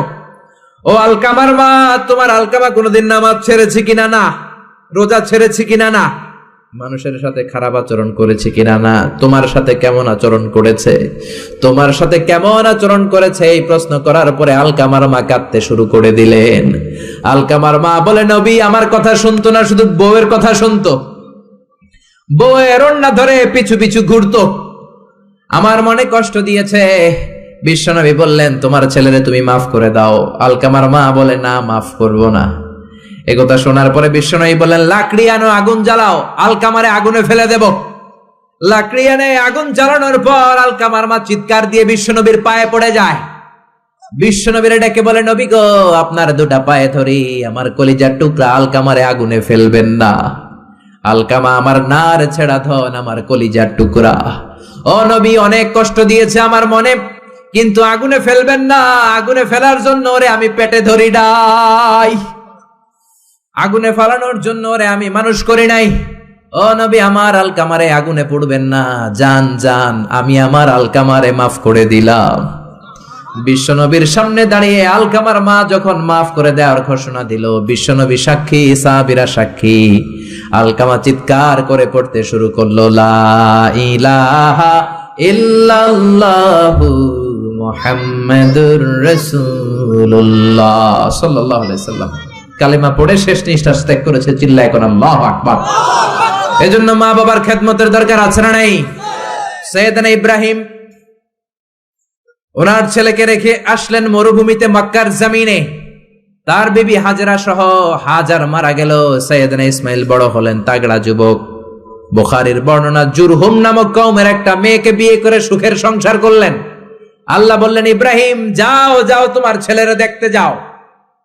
বুখারীর বর্ণনা, সাইয়েদনা ইব্রাহিম ইসমাইলের বাড়িতে দেখা করতে গেলেন, বেড়াতে গেলেন। সাইয়েদনা ইসমাইল বাড়িতে নাই, বনে গিয়েছে শিকার করতে। কি করতে? সব নবীরা নিজ হাতে কামাই করে খেয়েছেন, ঠিক কিনা? শিকার করতে গিয়েছেন। সাইয়েদনা ইব্রাহিম দরজার পাশ থেকে সালাম দিলেন, আসসালামু আলাইকুম। ভেতর থেকে কর্কশ কণ্ঠে, ঝাঁঝালো কণ্ঠে, রাগ মাখা কণ্ঠে একটা মেয়ে উত্তর দেওয়া, আলাইকুমুস সালাম। সাইয়েদনা ইব্রাহিম বললেন, কাইফা হালুকি ইয়া উম্মি, ও মা তুমি কেমন আছো? মেয়েটা ভিতর থেকে বলে, বেশি ভালো নাই। দিনকাল কেমন চলে? কয় সুবিধার না। খাওয়া দাওয়া হয়নি? কয় না, হয় না। আমনে কেডা? সাইয়েদনা ইব্রাহিম বলে, আমারে চিনবা না? ইদা জাআ যাওজুকি মিনাল গাবা, তোমার স্বামী যখন বন থেকে ফিরবে, ফাকরাই আলাইহিস সালাম, তোমার স্বামীর একটা সালাম দিবা। ও মুরিহিয়া ইগাইরা আতাবাতা বাবিহি, আর বলবা ঘরের দরজার চৌকাঠ যেন পাল্টে ফেলে। চলে গেলেন। বিকেল বেলা সাইয়েদনা ইসমাইল চলে আসলেন। আসার পরে বিবি বলে, একটা বুড়া আইছিল। বুড়া? কে আইছিল? সাইয়েদনা ইসমাইল বলে, বুড়া আসবে কোত্থেকে? কেন এসেছে? কি জন্য এসেছে? কি বলেছে? তার স্ত্রী বলতে লাগলো, আপনারে সালাম দিয়েছে, ওয়ালাইকুমুস সালাম, আর বলেছে আপনি যেন ঘরের দরজার চৌকাঠ যেন পাল্টে ফেলেন। এই কথা বলার সাথে সাথে সাইয়েদনা ইসমাইল ভয় পেয়ে গেলেন, লাফ দিয়ে উঠলেন। কি? ঘরের দরজার চৌকাঠ পাল্টে ফেলতে বলেছে ওই বয়স্ক লোক? ও মিয়া, চোর চিনে চোরের সিগন্যাল, পুলিশ চিনে পুলিশের সিগন্যাল, আর নবী চিনে নবীর। উনি নবী, বাবাও নবী। বাবা ইব্রাহিমের সিগন্যাল বুঝে ফেলেছে। চিৎকার দিয়ে বলে, ও কপাল পুল্লি, তুই কপাল পুল্লি, নিজের কপালে নিজে কুড়াল মারলি। যারে বুড়া বইলা গালি দিলি, বুড়া না, তোর শ্বশুর, আমার বাবা ইব্রাহিম খলিল। আমার বাবা যেই কথাটা বলে গিয়েছে, কথাটা তো সুবিধার না, এটার গ্রিন সিগন্যাল না, রেড সিগন্যাল। আমার বাবা বলেছে তোরে যেন আমি তালাক দেই, আমি যেন তোরে ডিভোর্স দেই। গেট আউট, বের হয়ে যা। ডিভোর্স দিয়ে দিলাম। আপনার আব্বাও যদি রাগ করে রাখে, পোলা তোর বউরে ডিভোর্স দিয়ে দিবেন নাকি? আবার দিয়ে দিয়েন না। আপনার বাবাও বাবা, ইসমাইলের বাবা ইব্রাহিমও। উনি সাধারণ বাবা নন, আল্লাহর পক্ষ থেকে ওহী পেয়ে উনি কথা বলেন। আপনার বাবাও যদি রাগ করে বলে, ও বাবা তোর বউরে তালাক দিয়েন না, কি করবেন? সংলাপ করবেন, সমঝোতা করবেন। আমাদের দুই নেত্রী সংলাপ করে না তো কি হইছে? আমরা ঘরে করুন, ঘরে ঘরে আমরা সংলাপ সমঝোতা করবো। চিল্লা এখন ঠিক কিনা? মিটিং করবেন, মিলায়া দিবেন। ইসলাম বলে মিলায়া দাও, লাগায়া দিও না। কিছু লোক আছে লাগায়া দেয়, আছে না নাই? দুইজন ঝগড়া করে মিলায়া দেন, আপনার মর্যাদা বাড়িয়ে দিবে কে? আগুন ধরলে আপনারা কি দিয়া নিবান? অনেকে ওটার মধ্যে তেল ঢালে, আছে না নাই? আর একটু জ্বলুক, আর একটু লাগুক, ভালোই লাগে, আছে না নাই? বিশ্বনবী মিলাই দিতেন, লাগাই দিতেন না। আপনি মিলাই দিবেন, আল্লাহ আপনার মর্যাদা বাড়ায় দিবে। আপনার বাবা যদি বলে তোর বিবিরে তালাক দে, বাবারেও বুঝান, বউরেও বুঝান। আরে তালাক তো অনেক পরের কথা। আমরা ইসলামের দেয়া তালাকের সিস্টেম মেনে চললে বাংলাদেশের ডিভোর্স রেট কমে যাবে, কোনো তালাকই হবে না, ঠিক কি না? ইসলাম পঞ্চম স্টেপে তালাক দিতে বলেছে, ফিফথ স্টেপ। ফার্স্ট স্টেপ হচ্ছে ফাইদুহুন্না, ওয়াইফ কথা শুনে না, কক্সবাজার ঘুরতে নিয়ে যাও, কথা শুনবে। সুবহানাল্লাহ পড়েন। কথা শুনে না, যমুনা ফিউচার পার্কে নিয়ে যাবা, বসুন্ধরা শপিং কমপ্লেক্স থেকে দামি শাড়ি কিনে দেবা, আউটিং এ যাবা, হ্যাং আউট করবা, কথা শুনবে, ঠিক কি না? বিশ্বনবী বললেন রিফকাম বিল কাওয়ারির, নারীদের মন নরম, তাদের সাথে নরম ভাবে কথা বলতে হবে, গরম হইলেই ঝামেলা, ঠিক কি না? তাহলে কথা না শুনলে প্রথমে আল্লাহ বললেন ফাইদুহুন্না, ওয়াজ করো, বেড়াতে নিয়ে যাও। এইটাতেও কাজ হয় না, 2 নম্বরে বললেন ওয়াহজুরুহুন্না ফিল মাদাজে, বিছনা আলাদা করো, তারে এক রুমে ঘুমাতে দাও, তুমি আর এক রুমে ঘুমাবা। এই বিচ্ছেদে হয়তো তার মনের মধ্যে হেদায়েত চলে আসবে, এইটাতেও কাজ হয় না। 3 নাম্বার স্টেপ ওয়াদ্রিবুহুন্না, শাসন করো। অনেকে ওয়াদ্রিবুহুন্নার ব্যাখ্যা করে পিটাও, না, বিশ্বনবী তার একটা বিবিরও পিটায় নাই, ঠিক কি না? ওয়াদ্রিবুহুন্না মানে শাসন করো, একটু করা হও, যদিও শাব্দিক অর্থ পিটাও, কিন্তু এখানে পিটানোর অর্থ নেওয়া যাবে না। এর ব্যাখ্যা কি হবে? ব্যাখ্যা করতে যে মুফাসসিররা হয়রান হয়ে গিয়েছে। কোন মুফাসসির বলে ছোট্ট কাঠি দিয়া পিটাইবেন, এই কথা হনুস না কেন? 2টা বাচ্চা হয়ে গেছে, এত সুখের সংসার, কত ঘুরলাম, কত সুন্দর সংসার করলাম, এখন সংসারটা ভেঙে গেলে আমার হবে কি? তুই আমার কৈতরি, তুই আমার টুনটুনি, তুই আমার পরাণের পরাণ, এরকম বইলা লাঠি দিয়ে আস্তে আস্তে বাড়ি দিবেন। অনেক মুফাসসির বলেছে না, মেসওয়াক দিয়ে বাড়ি দিবেন। অনেক মুফাসসির কয় না, কোল বালিশ দিয়ে পিটাইবেন, যাতে হাত পা না ভাঙে, ঠিক কি না? তাহলে ওয়াজ করলেন শোনে না, বিছানা আলাদা করলেন শোনে না, তারপরে তাদেরকে একটু কড়া হন, শাসন করেন, তাতেও শোনে না। তারপরে কোরআন বলল ফাবাআসু হাকামাম মিন আহলিহি হাকামাম মিন আহলিহা, শ্বশুর পক্ষের লোকেরা, ওই পক্ষের লোকেরা, মুরব্বীরা বসে মিলমিশ করে দেওয়ার চেষ্টা করবে, তাতেও শোনে না। 4টা শেষ, এরপরে 5ম নাম্বারে তালাক, তাও একবারে 3 তালাক দেওয়া যাবে না। তালাক 2 ধরনের, তালাক সুন্নি, তালাক বিদঈ। একটা হচ্ছে সুন্নতি তালাক, আর একটা হচ্ছে বেদাতি তালাক। বেদাত তালাক মানে রাগের মাথায় একসাথে 3 তালাক, 22 তালাক, এগুলো আছে না নাই? না, এগুলো করা যাবে না। তালাক সুন্নি হচ্ছে আপনার বউয়ের যখন পিরিয়ড হয় না, আপনার বউ ক্লিন পরিচ্ছন্ন, তখন 1 তালাক দিবেন। কারণ ওই তালাক দেওয়ার পরেও তার প্রতি ভালোবাসা জাগলে আবার মেলামেশার সুযোগ আছে না নাই? 1 মাস সুযোগ আছে, ফিরে আনতে পারবেন, কথা শুনে না? 2য় মাসে আবার আরেকটা তালাক দিবেন, আরো 1 মাস সুযোগ, কয় মাস?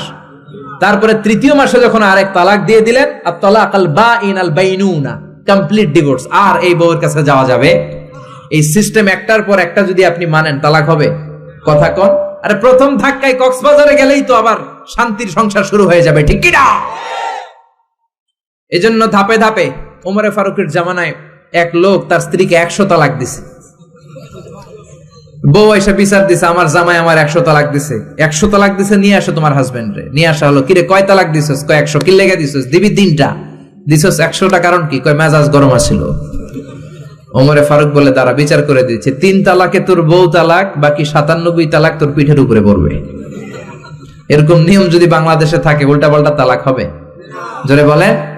এজন্য আপনার বাবা ও বাবা, ইসমাইলের বাবা ইব্রাহিম, সাইয়েদনা ইব্রাহিম বললেন তালাক দাও, ইসমাইল তালাক দিয়ে দিলেন। ঘটনা মনে আছে তো, না ভুলে গেছেন? তালাক দিয়ে দিলেন, নতুন বিয়ে করলেন।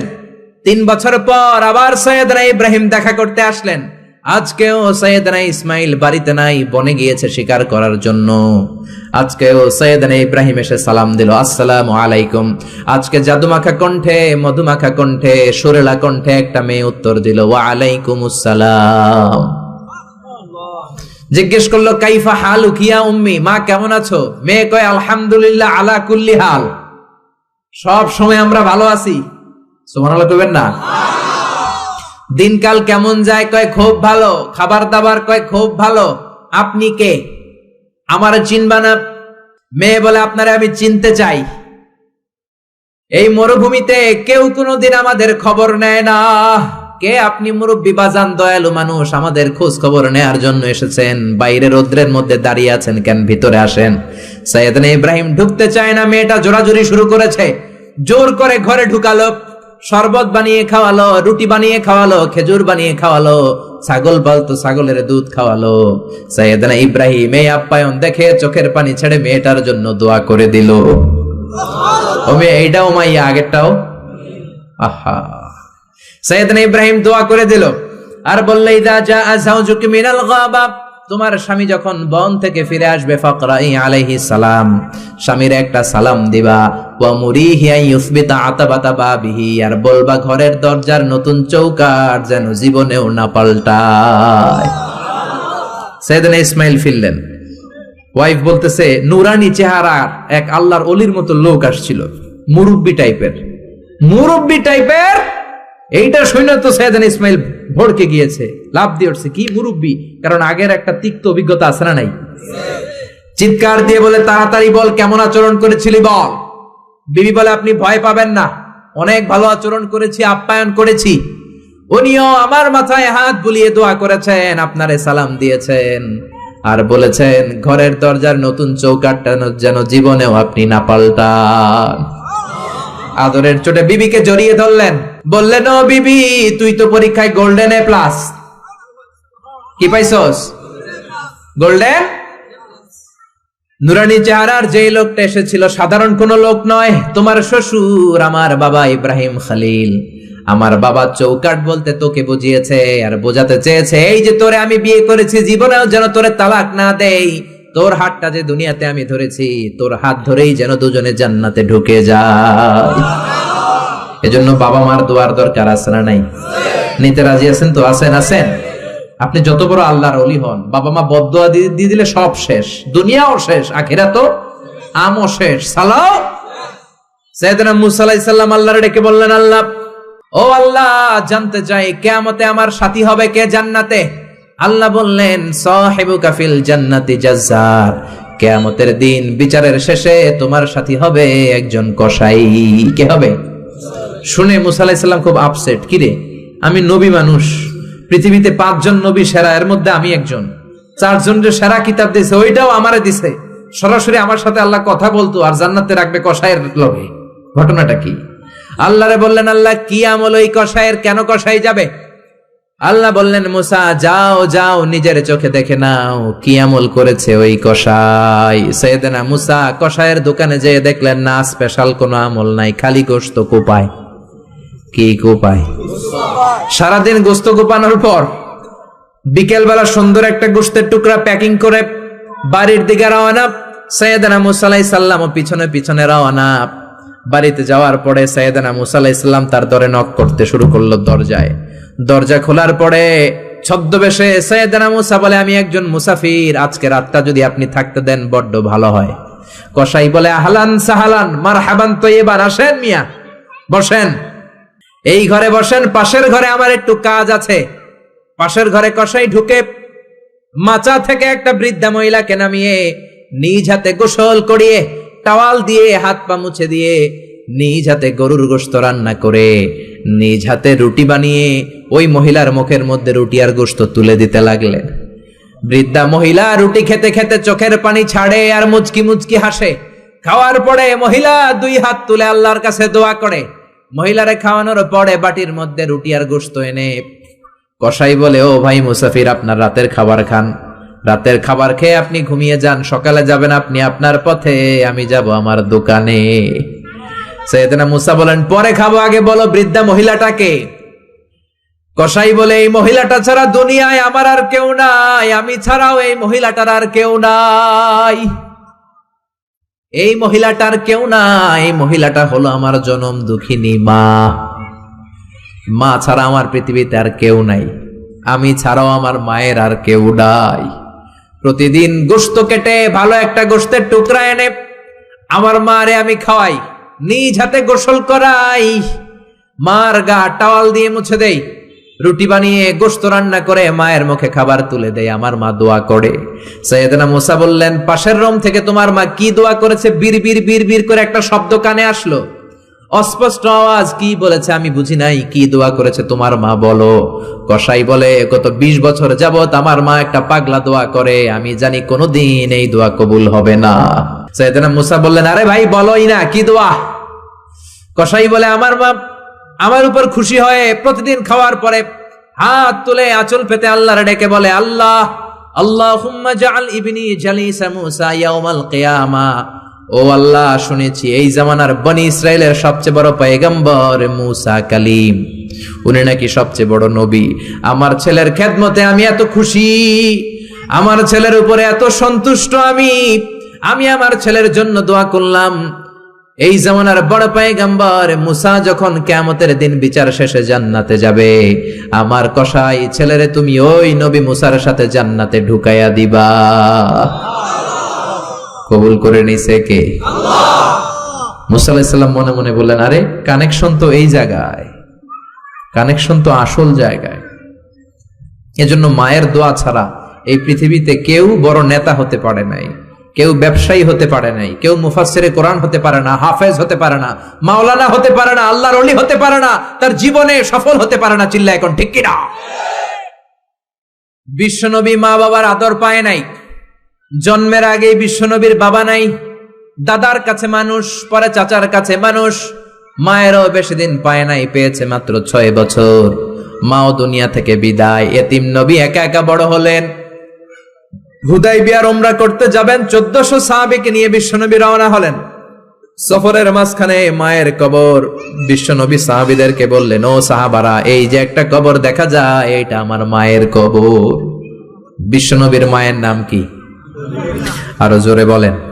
তোরা দেখে যা আমিনা মায়ের কোলে, মধু পূর্ণিমারি শেথা চাঁদ দোলে, যেন উষার কোলে রাঙা রবি দোলে। তোরা দেখে যা আমিনা মায়ের কোলে, কুল মখলুকে আজি ধ্বনি ওঠে কে এলোই, কালিমা শাহাদাতের বাণী ঠোঁটে কে এলোই, পড়ে দুরুদ ফেরেশতা বেহেশতের দুয়ার খোলে। তোরা দেখে যা আমিনা মায়ের কোলে। আল্লাহু আকবার। বিষ্ণুই বললেন, চিনো নাকি কবরটা কার? এটা আমার আম্মার কবর। আল্লাহর কাছে অনুমতি পেয়েছি মায়ের কবর জিয়ারত করার, কিন্তু খবরদার খবরদার, তোমরাও জিয়ারত করবা, কিন্তু চোখের পানি ছাড়তে পারবা না, কান্না করতে পারবা না। 1400 সাহাবীকে বিশ্বনবী কান্না করতে নিষেধ করে নিজে মায়ের কবরের সামনে দাঁড়িয়ে ছোট্ট বাচ্চার মতো হাউমাউ করে কান্না জুড়ে দিলে। সাহাবীরা বলে, এত কাঁদতে আমরা বিশ্বনবীর জীবনেও দেখি নাই। বিশ্বনবী নিজেকে সামলে রাখতে পারছেন না, ছোট বাচ্চার মতো হাউমাউ করে কাঁদে। বিশ্বনবীর চোখের পানি দেখে 1400 সাহাবাও কান্না জুড়ে দিল। বিশ্বনবী সাহাবীদের দিকে তাকিয়ে ধমক দিয়ে বলে, তোমরা কাঁদো কেন? আমি না বলেছি কাঁদবা না? সাহাবারা বলে, নবী গো, আপনারে আমরা আমাদের কলিজার চাইতে বেশি ভালোবাসি। আপনার চোখ দিয়ে কোনো কারণে পানি নামতে দেখলে আমরা আমাদের দুটি চোখ শুকনা রাখতে পারি না, আমাদের চোখ দিয়েও পানি চলে আসে। বিশ্বনবী বললেন, আদ্রাকাতনি রাহমাতুহা ফাবাকাইতু। আমার মা যে আমারে ছোটবেলা আদর করেছে, ওই আদরের স্মৃতি আমার মনে পড়েছে। আমার মা আমেনা আমারে জাইতুনের তেল মালিশ করে দিত সারা গায়ে। আমার গায়ের এমন কোন জায়গা নাই যেই জায়গায় আমার মা আমেনা তার 2টা ঠোঁট দিয়া চুমা দেয় নাই। আমার মা আমারে জামা পরিয়ে দিত, কোলে তুলে আদর করত। ছোটবেলার সেই স্মৃতিগুলো মনে পড়েছে, তাই আমি কাঁদি। তোমরা কাঁদো কেন? সুবহানাল্লাহ কইবেন না? মায়ের আদর পায় নাই, কিন্তু কবরের সামনে দাঁড়িয়ে জারে জারে কেঁদেছেন বিশ্বনবী মুহাম্মদ সাল্লাল্লাহু আলাইহি ওয়াসাল্লাম। কানা ইউকাসিমুল আহমান বিল জিআরানা। জিআরানা নামক জায়গায় বিশ্বনবী কুরবানির গোশত বিতরণ করছেন। হাজার হাজার মানুষের লাইন। বাংলাদেশে এরকম হয় না? কুরবানির গোশত বিতরণ হয় না? লাইনে দাঁড়ায় অনেকে। হাজার মানুষের মধ্য থেকে একজন বৃদ্ধা নারীকে বিশ্বনবী লাইন থেকে আলাদা করলেন, নিজের গায়ের চাদর বিছিয়ে বৃদ্ধা নারীটারে বসতে দিলেন। বৃদ্ধা নারীও বিশ্বনবীর সাথে লম্বা আলোচনা করলেন, মাথায় হাত বুলিয়ে দিলেন। বিশ্বনবী দোয়া নিয়ে বৃদ্ধা মহিলারে বড় একটা গোশতের টুকরা দিলেন। সাহাবারা বললেন, ও নবী, জীবনে কোনোদিন নিজের গায়ের চাদর বিছিয়ে দিতে দেখি নাই, কে মহিলা আপনার মাথায় হাত বুলিয়ে দেয়? বিশ্বনবী বললেন, বাবা ছাড়া দুনিয়াতে আসলাম, 6 বছর বয়সে মারে হারালাম, মায়ের বুকের দুধ আমার কপালে জোটে নাই। আজকে আমার চাদরের উপরে যেই মহিলাটারে বসালাম, এই মহিলাটা আমার দুধ মা হালিমা। এই মহিলার দুধ খেয়ে আজকে আমি তরতাজা নবী মুহাম্মদ সাল্লাল্লাহু। এজন্য মা বাবার খেদমতের দরকার আছে না নাই? আল্লাহর ফয়সালা কয়টা? জোরে বলেন। 1 নম্বরে ইবাদত হবে একজনের, তিনি কে? আল্লাহ। 2 নম্বরে খেদমত হবে কার?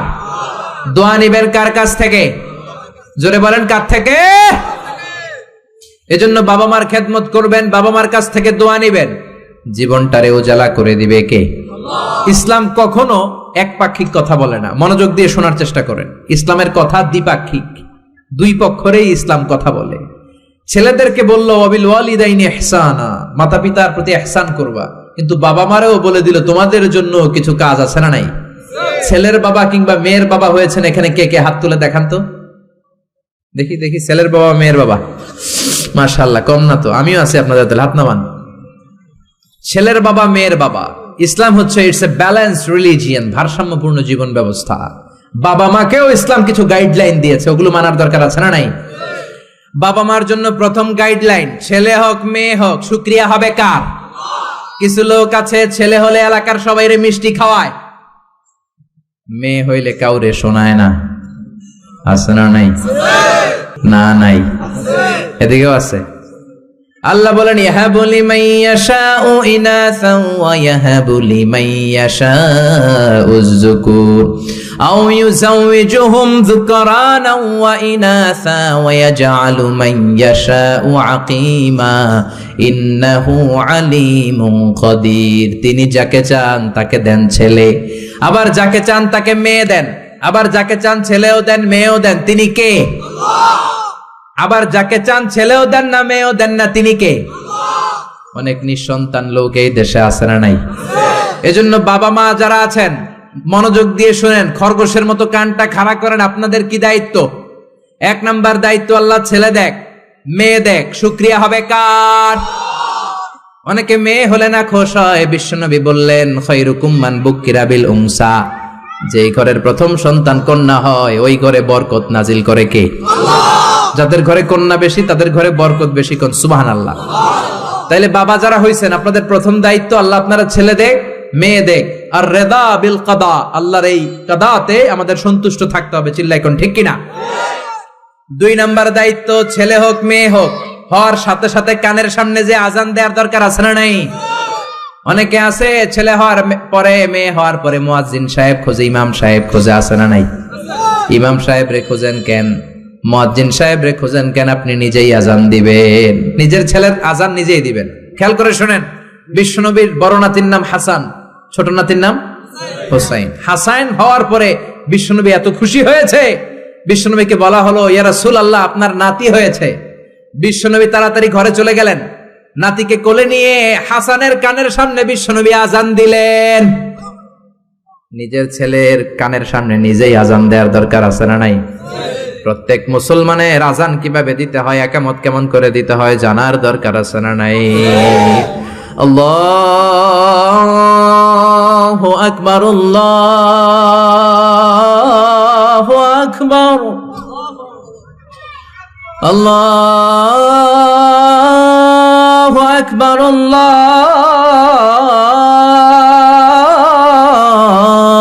আকবার। বাবা হইছেন নিজে আজান দিবেন, দাদা হইছেন নাতির কাছে যে নিজে আজান দিবেন, চাচা হইছেন নিজে দিবেন। ইমাম সাহেবের তো আনার দরকার নেই। বিশ্বনবী নিজের নাতি হাসানের কানের সামনে যে নিজে আজান দিয়েছেন। সুবহানাল্লাহ পড়েন। তার মানে বাবা মার 1 নাম্বার দায়িত্ব, ছেলে হোক মেয়ে হোক, শুকরিয়া করবেন কার? আল্লাহ। 2 নাম্বার দায়িত্ব, ছেলে হোক মেয়ে হোক কানের সামনে আজান দিবেন। 3 নাম্বার দায়িত্ব, সপ্তম দিনে আকিকা দিবেন। কি দিবেন? কথা বলেন। ছেলে হলে 2টা খাসি, মেয়ে হলে 1টা খাসি, সপ্তম দিনেই দিবেন। অনেকে কুরবানির সাথে মিলায় দেয়, না এটা সুন্নাত না। সুন্নাত হচ্ছে সপ্তম দিনে। কোন কারণে সপ্তম দিনে দিতে পারেন নাই তো আর কি করবেন? পরে যে সময় পান দিবেন। কুরবানির সময় দেন, আগে দেন, পরে দেন, সমস্যা নাই। কিন্তু সুন্নাহর উপর যদি আমল করতে চান তাহলে সপ্তম দিনে দিতে হবে। চিল্লায় কোন ঠিক কিনা? বিশ্বনবী ফরমান কুল্লু গুলামিন রাহিনাতুন বিআকিকা তুযবাহু আনহু ইয়াওমা সাবিহি, প্রত্যেক বাচ্চার আকিকা দিতে হয় সপ্তম দিনে। তারপরে ইউসাম্মা ফিহি, ওই দিনে নাম রাখতে হয়। সপ্তম দিনে সুন্দর একটা নাম রাখার দরকার আছে রাডাই। কি নাম রাখবেন? আব্দুল্লাহ, আব্দুর রহমান, মারিয়াম, সুমাইয়া এগুলো রাখবেন নাকি ব্রাশ ফায়ার রাখবেন? রাখবেন। এক লোক নাকি তার ছেলে মেয়ের নাম রাখছে ব্রাশ ফায়ার। তো তার চাচা আসছে বেড়াতে ভাতিজার বাড়ি, ভাতিজা আপ্যায়ন করাচ্ছে। তা আপ্যায়ন শেষে চাচা বলে, ভাতিজা শুনছি তোমার নাকি এক ছেলে এক মেয়ে, আমি তো কোনোদিন দেখি নাই, ডাক দাও না। ডাক দিছে ভাতিজা ব্রাশ ফায়ার। ব্রাশ ফায়ার, ভয়ঙ্কর না শব্দটা? শুনলেই পিলে চমকে ওঠে, ঠিক কিনা? তো চাচাও বুড়া মানুষ, ব্রাশ ফায়ার শুনে দিছে দৌড়। চাচারে ধরার জন্য ভাতিজাও দৌড়, চাচাও দৌড়ায়, ভাতিজাও দৌড়ায়। পেছন থেকে ভাতিজা বলে, চাচা দৌড়াবেন না। চাচা কয়, বয়স আমার 80 হয়েছে, তুই আমারে ব্রাশ ফায়ার করিস না। ভাতিজা কয়, চাচা এটা তো ওই ব্রাশ ফায়ার না, আপনি না কইছেন আমার ছেলে মেয়েরা ডাক দিতে, তো আমার ছেলের নাম ব্রাশ রাখছি আর মেয়ের নাম ফায়ার, আমি আমার ছেলে মেয়েদেরকে ডাক দিছি, এরকম নাম রাখা যাবে? তার মানে সপ্তম দিনে আকিকা দিবেন, ইউসাম্মা ফিহি, সপ্তম দিনে নাম। ওয়া ইউহলাকু রাসুহু, মাথা হলক করবেন। ছোট্ট বাচ্চা 7 দিনে দেখবেন মাথার মধ্যে ছোট্ট ছোট্ট কিছু পশম আর চুল আছে না নাই, এগুলো ফেলে দিবেন, সুন্দর একটা নাম রাখবেন, ওই দিনে আকিকা দিবেন। ছেলের জীবনে বরকত ঢুকাইয়া দিবে কে?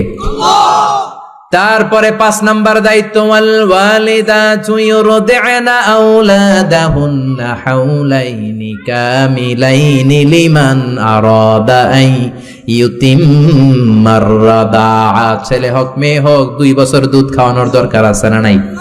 টানা 2 বছর দুধ খাওয়াবেন। অনেক মা আছে ছেলে মেয়েরে দুধ খাওয়াতে চায় না, ফিডার খাওয়ায়। কি খাওয়ায়? তো এই জন্যই তো আপনি বুড়া হইলে আপনারে বৃদ্ধাশ্রমে রেখে আসবে, কারণ কষ্ট তো আপনি সহ্য করেন নাই, ঠিক কিনা? অনেক মা আছে ডানু খাওয়ায়, ডানু ল্যাকটোজেন খাওয়ায়, ফিডার খাওয়ায়, বডি ফিটনেস নষ্ট হয়ে যাবে, এই জন্য আছে না নাই? আপনার জন্য বৃদ্ধাশ্রম ওয়েট করছে, old home is waiting for you. অপেক্ষা করেন, বয়স যখন 60-এর কোঠায় পৌঁছে যাবে আপনার আবাসস্থল হয়ে যাবে বৃদ্ধাশ্রম, ঠিক কিনা? এজন্য মায়েরা ছেলে মেয়েদেরকে 2 বছর দুধ খাওয়াবেন। জন্মের পরেই মায়ের বুকে আল্লাহ এমন একটা দুধ দেয়, শাল দুধ বলে এটা, এটার মধ্যে এত nutrition, full of nutrition, rich nutrition দিয়ে আল্লাহ এটাকে তৈরি করে। সব ধরনের রোগের প্রতিষেধক আল্লাহ এটাকে দেয় এই ছেলের মেরিট বিকাশ হওয়ার জন্য, এটার মস্তিষ্কের বিকাশ হওয়ার জন্য, তার হাড্ডিগুলো শক্ত হওয়ার জন্য। রব্বুল আলামিন এই দুধের মধ্যে এমন কিছু নিউট্রিশন, পুষ্টিগুণ দিয়ে দিয়েছে, গোটা বিশ্বের সব ডানু খাওয়াইলেও এটা পাওয়া যায় না, ঠিক কিনা? এজন্য 2 বছর দুধ খাওয়ান। এরপরে ছেলে যখন আব্বু আব্বু বলে, আম্মু আম্মু বলে, তার হাতে কোরআন তুলে দেন। কি তুলে দেন? সবার আগে কোরআন, পরে অন্য জ্ঞান। Teach your children the holy Quran, the holy Quran will teach your children everything. আপনি আপনার ছেলেরে কোরআন শিখান, কোরআন আপনার ছেলেরে গোটা বিশ্ব শিখাই দিবে, চিল্লায় বলেন ঠিক কিনা? এরপরে দায়িত্ব হচ্ছে হুব্বুহুম ওয়া কাদাউল ওয়াক্তি মাআহুম, তাদেরকে ভালোবাসবেন, তাদেরকে সময় দিবেন, নিয়ে বেড়াতে যাবেন। এখন আধুনিক কিছু ফ্যামিলিতে বাবাও চাকরিজীবী, মাও চাকরিজীবী, এরকম মডার্ন ফ্যামিলি আছে না নাই? বাবা মা যখন চাকরির জন্য বের হয়, ছেলে মেয়ে থাকে ঘুমে, আবার রাত্রে যখন ফিরে তখনও থাকে ঘুমে। শুক্রবার ছাড়া বাবা আর ছেলের দেখা হয় না, এরকম ফ্যামিলি আছে না নাই? তো এই বাবার জন্য বৃদ্ধাশ্রম আছে না নাই? জোরে বলেন, জোরে বলেন। এজন্য সময় দিবেন, সময় কাটাবেন। অনেকে বাবাও চাকরি করে, মাও চাকরি করে, ছেলে মেয়ে মানুষ হয় কাজের মেয়ের কাছে। তো কাজের মেয়ের কাছে যদি ছেলে মেয়ে মানুষ হয়, তারা কাজের মেয়ের আচরণ নিয়ে বড় হবে। আপনার মেধা, বুদ্ধি, মনন, আপনার আচরণ তো তারা পাবে না, তারা পাবে কাজের মেয়ের আচরণ, ঠিক কিনা? আকরা ইবনে হাবেস আত-তামিমি বিশ্বনবীর সাহাবী, বিশ্বনবীর পাশে বসা। বিশ্বনবী একবার হাসানকে কোলে নেয়, হাসান নামে হোসাইনকে কোলে নেয়। বিশ্বনবী একবার হাসান রে চুমু দেয়, আর একবার হোসাইন রে চুমু দেয়। আকরা ইবনে হাবেস আত-তামিমি বলে, নবী গো, আপনি আপনার নাতিকে এত আদর করেন, রব্বুল আলামিন আমাকে 10টা ছেলে দিয়েছে, আমি আমার কোন ছেলের জীবনে একটা চুমু দেই নাই। 10টা ছেলে, একটা ছেলেরও চুমু দেই নাই, আপনি নাতিরে এত চুমু দেন, এত আদর করেন। বিশ্বনবী বললেন, খবরদার আকরা, কি কথা শোনালা? মান লা ইয়ারহাম লা ইউরহাম, যে ছোট বাচ্চারে আদর করে না, আল্লাহ তার উপর দয়া করে না, ঠিক কি না? এজন্য বাচ্চাদেরকে আদর করার দরকার আছে না নাই? এরপরে বিশ্বনবী বললেন, মুরু সিবিয়ানাকুম বিসসালাহ ওয়া হুম 7 সিনিন, 7 বছর হলে ছেলে মেয়েদেরকে নামাজের আদেশ দাও। রাজি আছেন? বাবারা মনে থাকবে? বাবা হইছেন যারা, খালি আব্বু আব্বু ডাক শুনতে খুব ভালো লাগে, নিজের দায়িত্বগুলো পালন করতে ভালো লাগে না, এরকম আছে না নাই? 7 বছর হলে ছেলেরা নামাজের আদেশ দিবেন, 10 বছর হলে শাসন করে হলেও নামাজে নিবেন, মসজিদে নিবেন, ঠিক কিনা? আপনি 7 বছর থেকে যদি নামাজের অর্ডার করেন, 8, 9, 10 হওয়ার আগেই ছেলে পাক্কা নামাজি, ঠিক কিনা? অনেক লোক বলে, হুজুর আমার আদরের ছেলে ফজরের সময় উঠতে পারে না, 9টায় ওঠে, 10টায় ওঠে, ছুটির দিনে হুজুর সকাল 12টায় ওঠে, আসে না নাই? আদরের ছেলে ঘুমায়, এজন্য ডাকি না। সকালবেলা যদি ঘরের মধ্যে আগুন লাগে তখন কি করবেন? আদরের ছেলে আরেকটু ঘুমাক, এরকম করবেন? সকালে যদি ভূমিকম্প হয় বলবেন নাকি আরেকটু ঘুমাক? তো দুনিয়ার আগুন থেকে বাঁচানোর জন্য যদি ছেলেরা ডেকে উঠান, জাহান্নামের আগুন থেকে বাঁচানোর জন্য নামাজের জন্য উঠানোর দরকার আছে না নাই? এরপরে জরুরি একটা মাসালা, মনোযোগ দিয়ে শোনেন। বিশ্বনবী বললেন, ইযা বালাগাল আওলাদু 10 সিনিন ফাররিকু বাইনাহুম ফিল মাদাজি, ছেলে মেয়ের বয়স যখন 10 হয়ে যায় তাদের বিছানা আলাদা করে দাও। ছেলে কিংবা মেয়ে বয়স যখন 10 বছর হয়ে গেলে মেয়ে আর বাবার সাথে এক বিছানায় ঘুমাবে না, ছেলে আর মায়ের সাথে এক বিছানায় ঘুমাবে না, ভাই আর বোন এক বিছানায় ঘুমাবে না। অনেক ফ্যামিলিতে এগুলো মানে না, আছে না নাই? বিশ্বনবী বললেন, খবরদার 10 বছর হলে বিছানা আলাদা করে দাও। এরপরে বিশ্বনবী শিখালেন, আল্লিমু আওলাদাকুমাস সিবাহা ওয়ার রিমায়া ওয়া রুকুবাল খাইল, ছেলে মেয়েদেরকে সাঁতার শিখাও, তীর মারা শিখাও, ছেলে মেয়েদেরকে ঘোড়ায় চড়া শিখাও। সাঁতার শিখানোর দরকার আছে না নাই? দেখবেন বাবা খুব আদর করে ছেলেরা হাঁটা শিখায়, আব্বু হাঁটো হাঁটো হাঁটো, আব্বু আমাদের ধরো হাঁটো হাঁটো। তো জমিনে ছেলে রাস্তায় কেমনে হাঁটবে ওটা শিখাইলেন, পোলা যদি পানিতে পড়ে তখন হাঁটবে নাকি? তখন কি করতে হবে? সাঁতার। এজন্য বিশ্বনবী বললেন, আল্লিমু আওলাদাকুমাস সিবাহা, ছেলে মেয়েদেরকে সাঁতার শিখাও। সুবহানাল্লাহ পড়েন। কি কম্প্রিহেন্সিভ গাইডলাইন। এরপরে বিশ্বনবী বললেন, আর রিমায়া মানে তীর মারা শিখাও। এখন তো তীর মারামারি নাই, এখন আত্মরক্ষার কৌশল শিখাবেন। কেমন করে প্রতিকূল পরিবেশে বেঁচে থাকতে হয় শিখাবেন, পৃথিবীর সংগ্রামে কেমন করে টিকে থাকতে হয় শিখাবেন। সন্তানকে কখনো ননির পুতুল করে গড়ে তুলবেন না, কষ্ট সহিষ্ণু করে গড়ে তুলবেন। আপনি বেঁচে থাকতে একটু কষ্ট করাতে করাতে করাতে করে অভ্যস্ত করবেন, তাহলে তার জীবনটা চমৎকার কাটবে। চিল্লা এখন ঠিক কিনা? এরপরে বিশ্বনবী বললেন, রুকুবাল খাইল, কেমন করে ঘোড়ায় চড়তে হয় শিখাও। এখন ঘোড়া নাই, তাহলে গাড়িতে কেমনে চড়তে হয় শিখাবেন, ঠিক কিনা? কেমন করে সাইকেল চালাতে হয় শিখাবেন। 9 নম্বরে বিশ্বনবী বললেন, আর নিকাহ, সময় মতো ছেলে মেয়েদের বিয়ে দিয়ে দিবা। মেয়ের বয়স 25, ছেলের বয়স 30, এখনো বিয়ে হয় না, এরকম আছে না নাই? ওই বাপ মা গুলারে কিয়ামতের দিন কাঠগড়ায় আসামি করবে কে? এই বিয়ে না করানোর কারণে তাদের চরিত্র যতটুকু নষ্ট হয়েছে, যে অন্যায়গুলো তারা করেছে তার পার্সেন্টেজ গুনাহ বাবা মার কাঁধে আছে না নাই? এখন দেরি করে বিয়ে হয়, ছেলে কয় হুজুর দোয়া করবেন, আগে নিজের পায়ে দাঁড়াই। তো এতদিন কার পায়ে দাঁড়াইছো বাবা? আগে আগে বিয়ে করাই দিবেন। তাহলে এই পর্নোগ্রাফির সমাজে যে একটা ভয়ঙ্কর সময় আমরা কাটাচ্ছি, ইউটিউবে একটা শব্দ লিখে সার্চ দিলেই নেকেড ফিল্মগুলো চলে আসে, ঠিক কিনা? চাইলেও ঈমান বাঁচানো যায় না, চাইলেও চোখের হেফাজত করা যায় না। এই ভয়ঙ্কর সমাজে ছেলে মেয়েদেরকে আগে আগে বিয়ে দিবেন। রাজি আছেন তো? সবাই রাজি? সব শেষে বিশ্বনবী বললেন, ও দুনিয়ার বাবারা, তোমাদের জন্য আল্লাহর শেষ আইন, ইউসিকুমুল্লাহু ফি আওলাদিকুম লিযযাকারি মিসলু হাযযিল উনসায়াইন। দুনিয়াতে বাবা যারা হয়েছো, মরার আগে উত্তরাধিকার সম্পদ বন্টনের সময় ছেলেরে যতটুকু দিবা, মেয়েরে দিবা অর্ধেক। কার আইন? জোরে বলেন, কার আইন? ছেলেরে যতটুকু দিবেন, মেয়েরে দিবেন অর্ধেক। ছেলেরে 10 লাখ দিলে মেয়েরে, নাকি মেয়ের লেগে দোয়া করে দিবেন? অনেকে কয়, মা তোর লেগে দোয়া করে দিলাম, তোর বাইরে সব দিয়ে দিলাম।